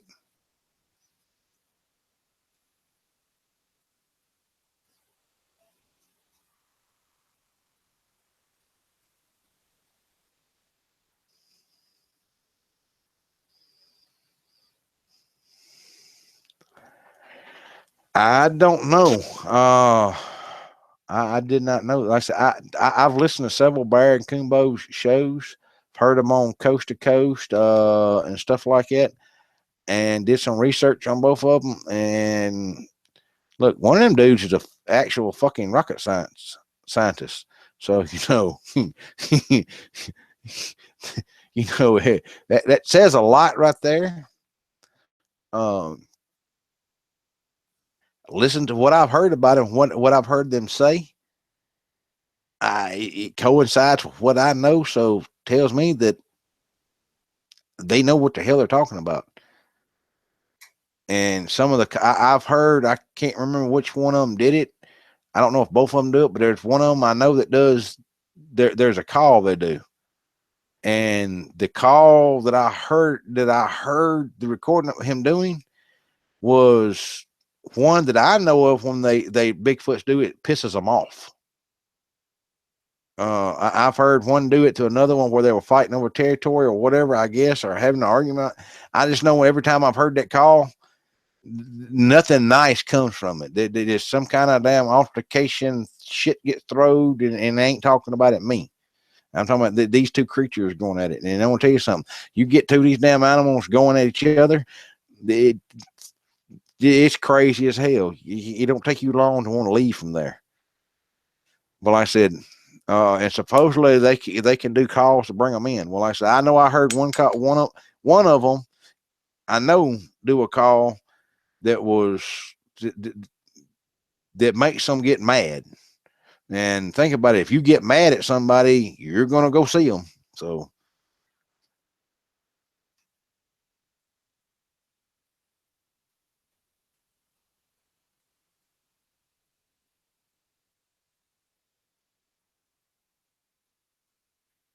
Okay, I don't know. I don't know which one is which. I don't know that much about them.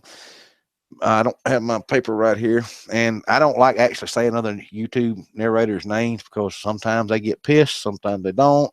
I don't mean anything in disrespect. Like I said, I like both these guys. From what I've heard of their stuff, it they do a lot of good stuff. What you need, Lakay?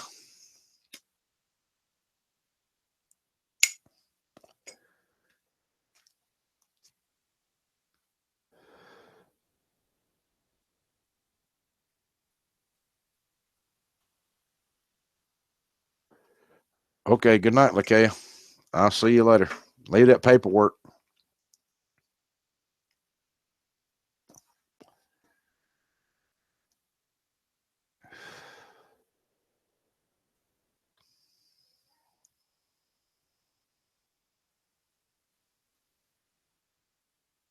Exactly, fishing game. That's what I was telling earlier. That's like somebody says something about shooting one. It's not about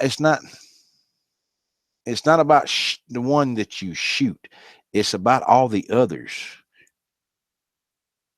And also, if it gets to the point where you've got to actually shoot one of these things, then you have not done what you needed to do because you've let it escalate to that point.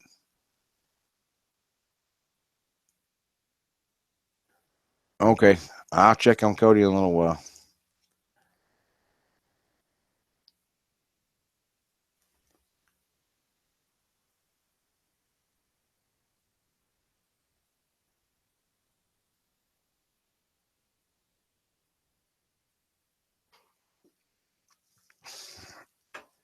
Well, I said, and like that goes back to Jay what I said earlier. Some of this stuff that you hear, certain one of these TV personalities on these TV shows, they start always hooping and hollering and stuff like that. They're full of bullshit. That's not the way a damn Bigfoot sounds. That's partial, but they ain't got it right. Yeah.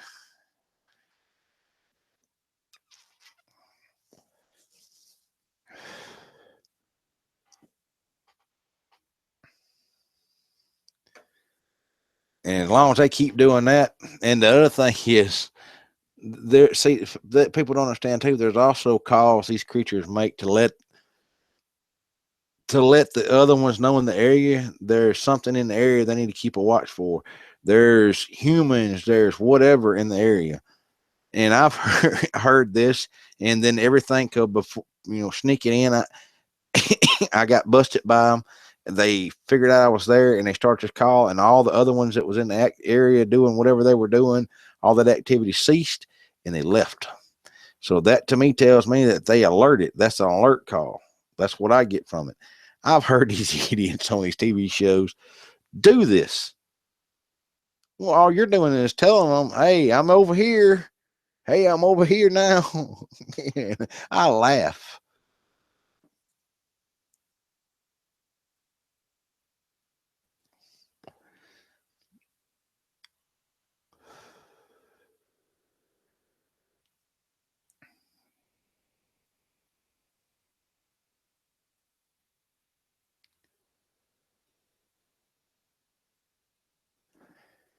Depends on what they're hunting. Now, I've seen and heard them hunt hogs, and that's to what they were doing. They didn't do the tree knocks. They were actually hooping, or it almost sounded like a damn yodel.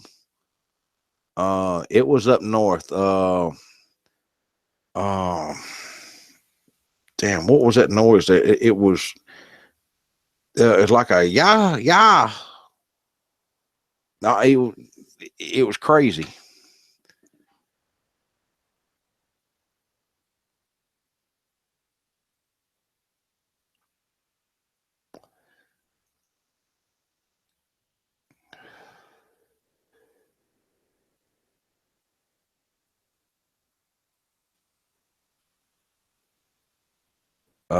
No, I'm not gonna get into that. I just tell you this right here: 99% of the people in the population ain't gonna have what it takes. Well, that's why I said earlier, if a dog man's in the area, I'm leaving because I'm not. I can't tote a cannon around with me.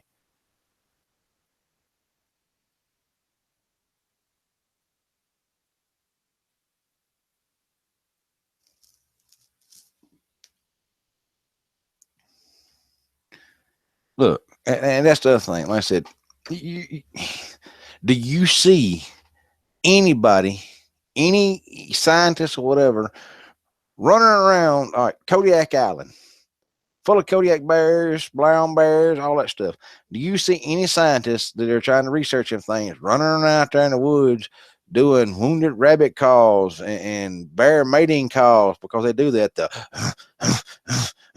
That's that's one of the noises that bears make. It's like a huffing, or better yet, popping a female popping her jaws because you done got in between her and a cub, or she thinks a male bear is getting too close to her cubs. Do you see any of them running around doing that out there where they are? No, because it's going to get them killed. But why would you go out there to an animal, like I said, that can kill a Kodiak or a grizzly bear with its bare hands and do that?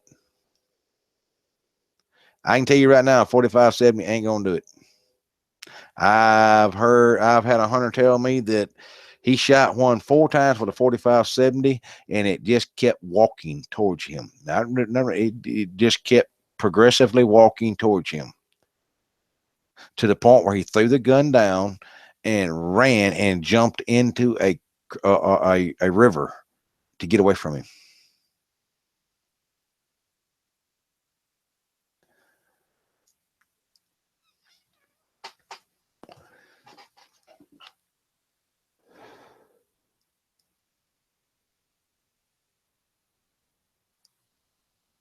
Yeah, I've seen all them shows. I think about it. All right, we're going to put a scenario out there. I want you to think of the forest like your house. Because think about it. Bigfoot's out there. That's where he lives. He's there 24 hours a day. He doesn't come and then leave and go and all that stuff. He's there. If a tree falls, he knows it. All right. I'm trying to trap you. I'm going to put this big metal trap or some kind of crazy concoction in your living room to catch you as you walk from your front door through your living room down your hallway. Are you not going to notice that? Are you not going to notice if somebody moves your coffee table? Are you not going to notice if somebody moves a lamp from one table to another table? Or if somebody comes in and messes up the ground and then throws hay or pine straw over top of where normally it's leaves and dirt? Okay, these animals are not stupid. If you go out there right now in any place I've been on my research area and you cut down a tree falls or whatever, I'm going to notice it because I observe my environment. Like I said, I got mad at myself when I done those videos because, like I said, if you'll look in the video and pay attention, I'll have to go back and I'll leave a comment on where exactly to look. Right before I cut to the part where I pick up the deer leg and I say something made a kill here, I actually walked past that deer leg and a bloody spot in the leaves because I was looking through the camera and not looking at what was going around me.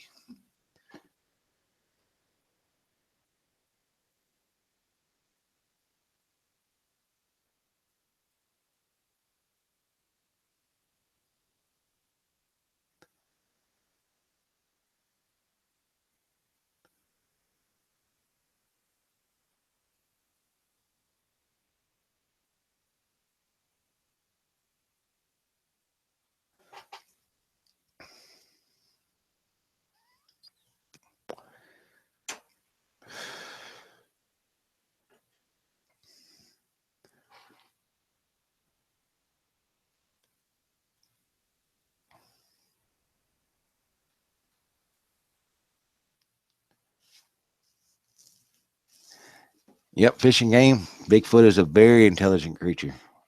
How do you think they've avoided us and stuff as much as they do? Well, think about how many people encroach now into the woods. And like I said, I know there's people that see them that don't report it, but how many people that walk right past one that never saw it?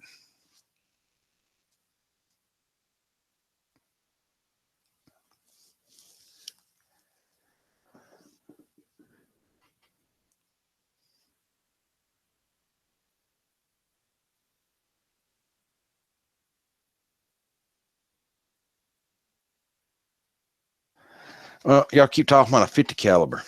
Okay. Let's say 50 caliber will take them down. All right. The cheapest 50 caliber. Now, I'm not talking about a 500 Smith & Wesson or nothing like it. I'm talking about a true 50 caliber. A single shot 50 caliber, the cheapest one you're probably going to find is going to run you around $3,500. Then you're talking about $40 a round or more to shoot them. And that's not something you're going to walk around with. And when one pops out, you're going to throw it up on your shoulder and you're going to fire a round off and hit it. Nope, that ain't the way it works. If you ever shot a 50 caliber Maul Deuce, you know how it rocks and rolls on top of a tank. It'll rock a Humvee. Shoulder fire ones in a precision rifle. Most of y'all would think of them as a sniper rifle. We call them precision rifles. You're not actually, according to the military guide law, you're not supposed to shoot more than 5 rounds a day out of it because it will cause an irregular heartbeat. That's how hard the rounds hit.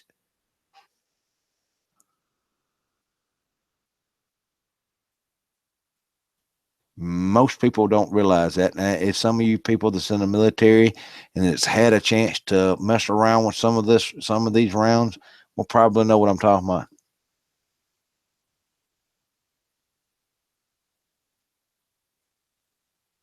Oh yeah, I guarantee you, I've walked by them, climbed in a stand, fishing game, and was sitting there, and it just started getting. It was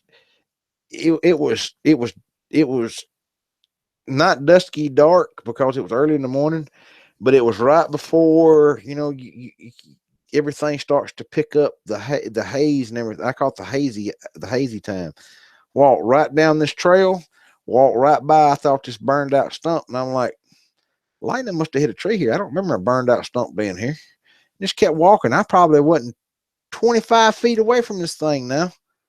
Got in my stand and everything, and once I got in my stand and got quiet, right before the daylight picked up where you could actually, start seeing real good, this fucker got up and walked away.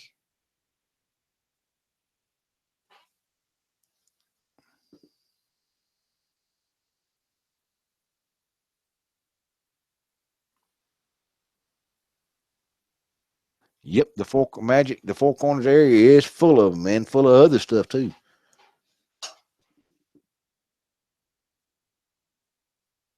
Yeah, Dakota, like I said, a 50 caliber. It's a punishing. It kills on both ends, especially a single precision rifle. It hurts. It's nothing fun about firing that damn thing.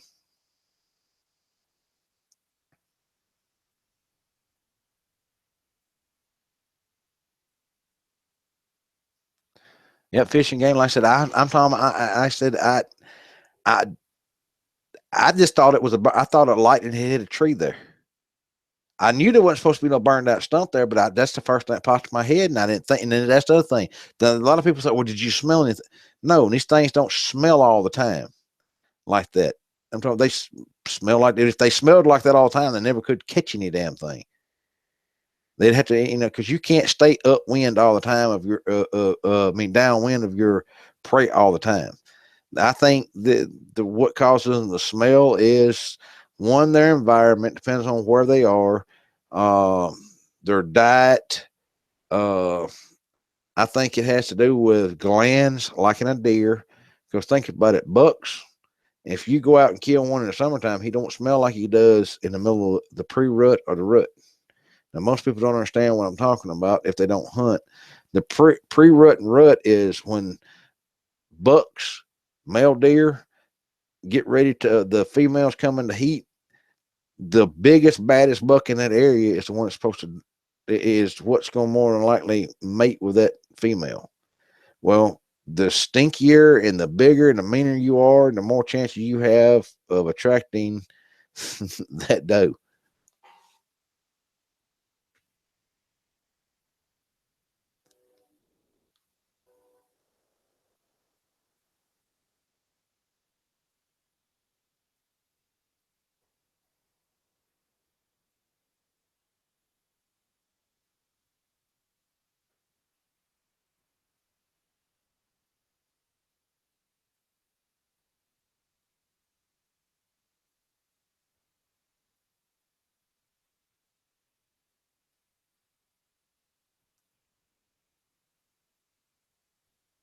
I don't know if I have or not. Man, I've heard so many stories over the years, and I'll be honest with you, I've been hitting the head too many times. My memory ain't that good. Now I can remember faces, places, vehicles, stuff like that, names and stuff like that. Slip my mind. If it's you put a face with it, I can probably do it.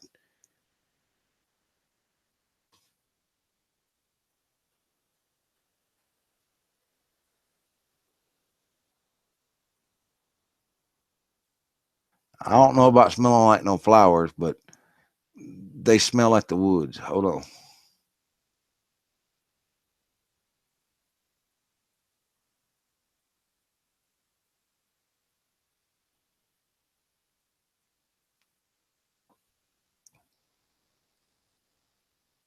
Yeah, Russell. It could be because I've had them in an area and they get pissed at me, and before they got pissed at me, I didn't have a smell, and they were upwind of me. I mean, yeah, they were. The wind was blowing from them down to me, and it seemed like when they started shaking the trees and throwing the rocks and everything, then all of a sudden that's when the smell hit me, and it should have been there the whole time.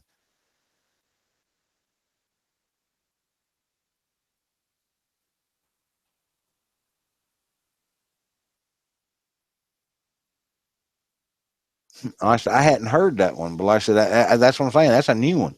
I'm, I, that's a good one. I said, if Barry and Kumbo said that, I'd pretty much believe it because, like I said, from what I found out, what I've researched on them, they're the real deal.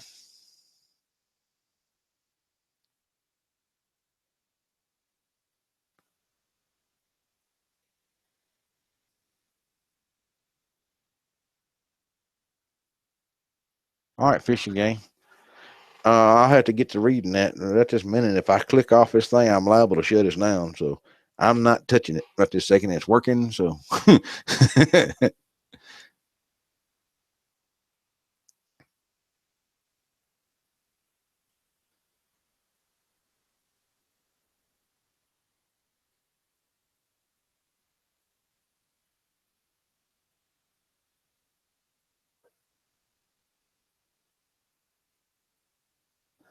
well, that's how I was taught. Like I said, if you can learn how to avoid them in the woods, what to look for to avoid them, like I said, the other step to find them, not that hard. I've done it by accident several times. Uh, like I said, like I said, and I never at the time was trying to find them.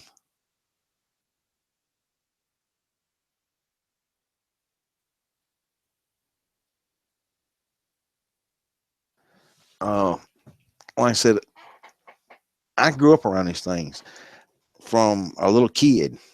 Uh,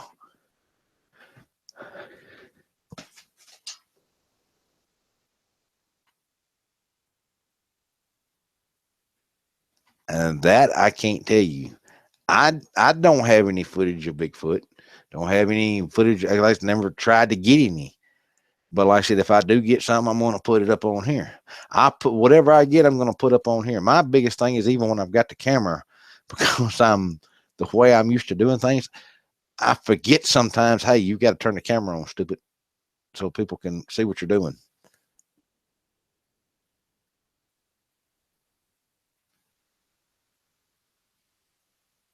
Oh, I said earlier, fishing game. They're up in Alaska, I think it was, in the Upper Peninsula, somewhere in there. I don't really remember. There's a report that when they went back and measured the supposed height of this creature, it was 14 foot tall, supposedly. Hold on, let me. Somebody asked me a quick question and it took off on me.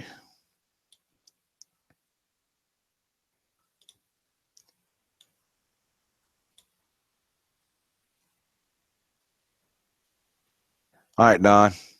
We'll talk to you later, man. And like I said, there'll be more on, and hopefully, I'll get this thing fixed where people can come on and live talk to me.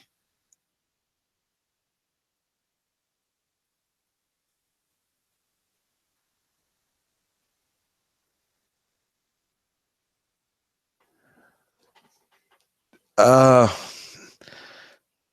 Somebody asked me about how many accounts of Dogman have I exceeding 9 foot tall. I've gotten several of short ones, tall ones. Most of them are anywhere from 6 to 8 foot tall. Is what I've got. But what most people don't understand is the perception when you're scared.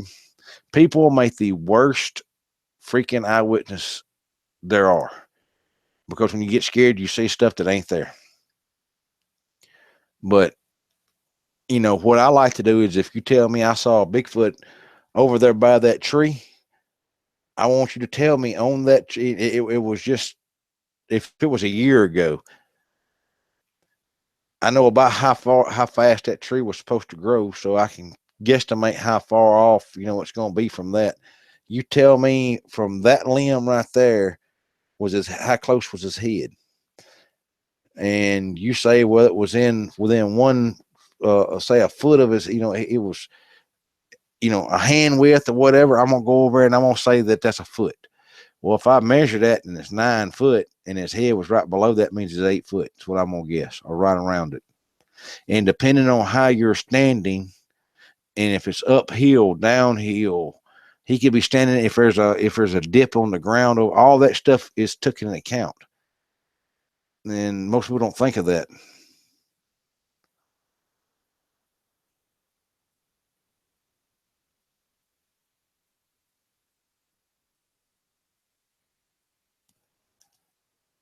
Well, how I can explain how they're real is because I've seen these creatures. I've been, like I said, within 25 foot of a damn Bigfoot. I've been about that close, a little closer, unfortunately, of a Dogman. And luckily, I was in something leaving when I was. And I've been within a couple of 100 yards of a Dogman. I said, to me, like I said, you're going to catch hell trying to tell me that these things ain't real. Not that they are, that they ain't real, because I know what I've seen with my own eyes.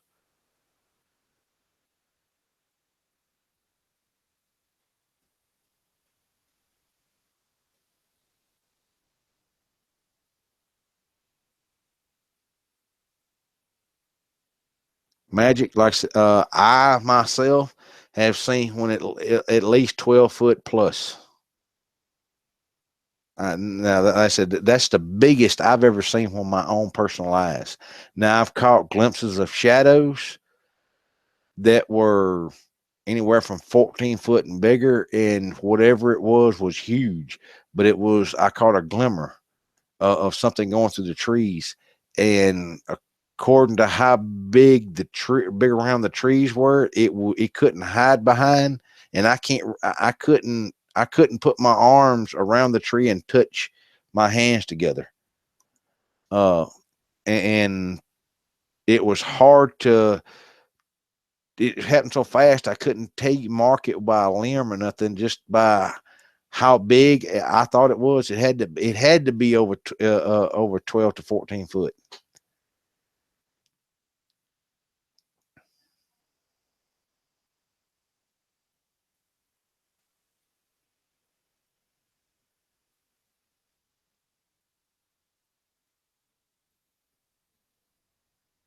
Uh, Russell, I don't know about that. I haven't heard that.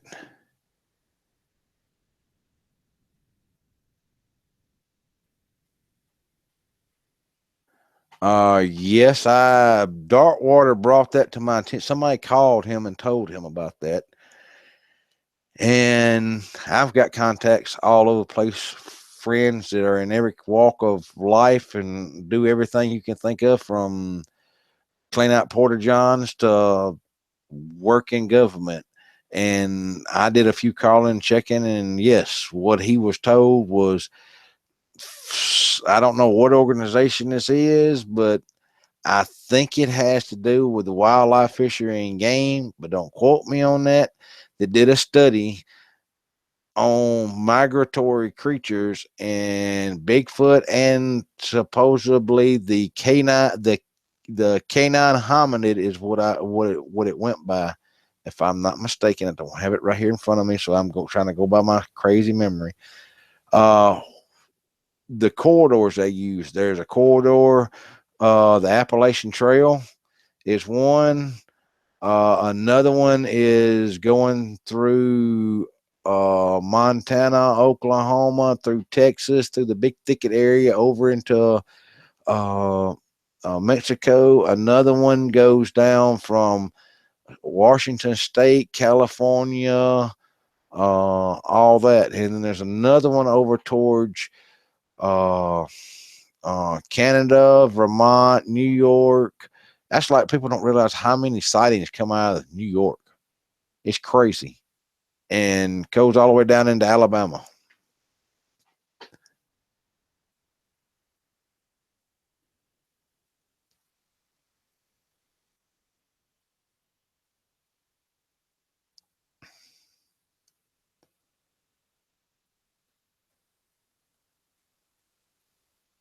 Oh yeah, and like I said, that you gonna catch hell telling me they're not real. Uh.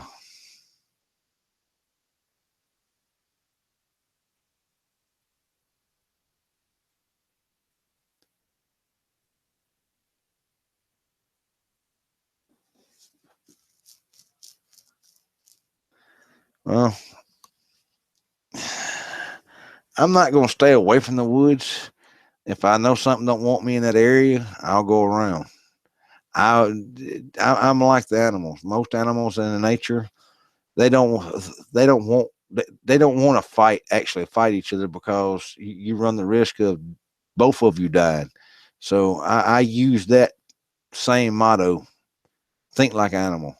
I don't want to bump into this big bad boy over here, because not only I might whoop his butt and win, but he may can hurt me, and I may not live as long. So I avoid.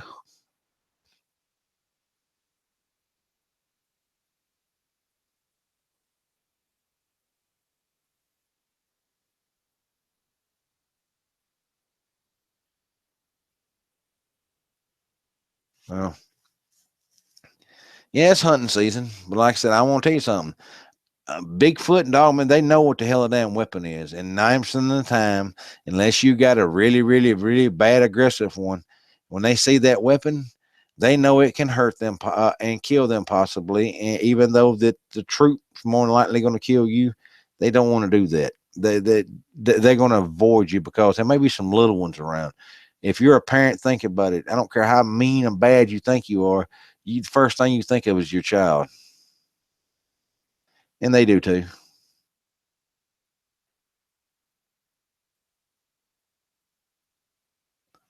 And Magic, you're right. You can.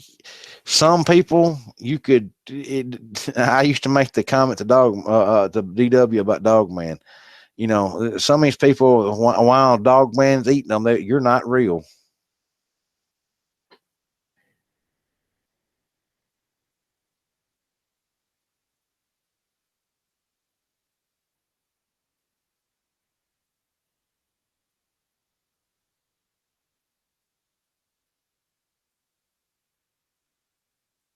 I know if I'm using a knife on a Bigfoot, some bad shit has happened. I'd rather use it on myself.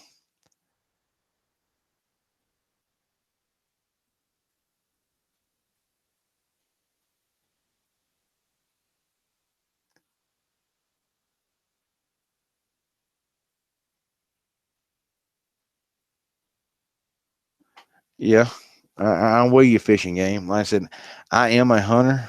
I don't hunt for sport. I hunt for food. Because I that's the way I grew up. But I don't hunt nothing I don't eat. And if I can find any way of not dispatching of any kind of animal, that's the way I live.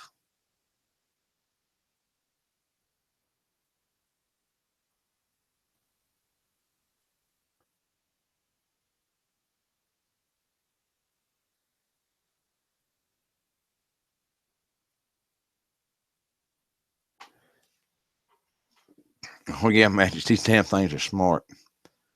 Uh, very smart. Both of them. I've heard of. Nah, I probably shouldn't say this, but I'm going to anyway. Damn it. I've heard of Dogman setting traps for hunters. And that's all I'm gonna go into on that. I don't care what you ask.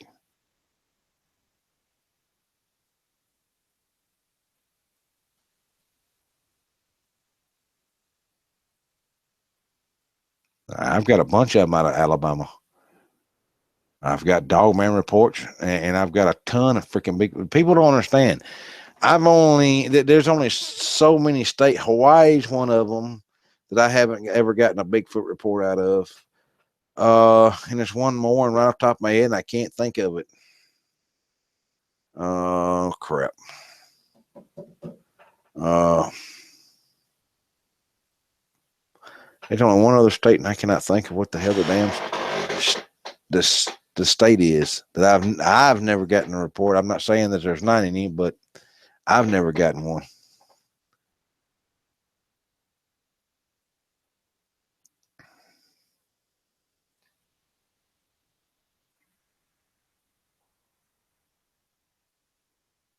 All right, Russell. Yeah, folks, we've been on for a couple of hours now. I think we're gonna wrap it up here, and I hope all y'all come over to DW show Friday and Saturday. I'm probably gonna try to do this again, so y'all put the word out. Yeah, Saturday. Y'all leave me some comments on this video here if y'all would like another show Saturday. And if I get enough of y'all, to come on, spread the word, I will do another one Saturday, and maybe I'll have all the bugs worked out where we can get more than just me on here. And I believe that's going to be it, y'all. I've had a great time, and I appreciate everything y'all been doing. I appreciate all the subscribers, and I appreciate everybody coming and listening to my old butt talk. And I'll see y'all on DW show Friday night. And remember, y'all make sure y'all's doors locked.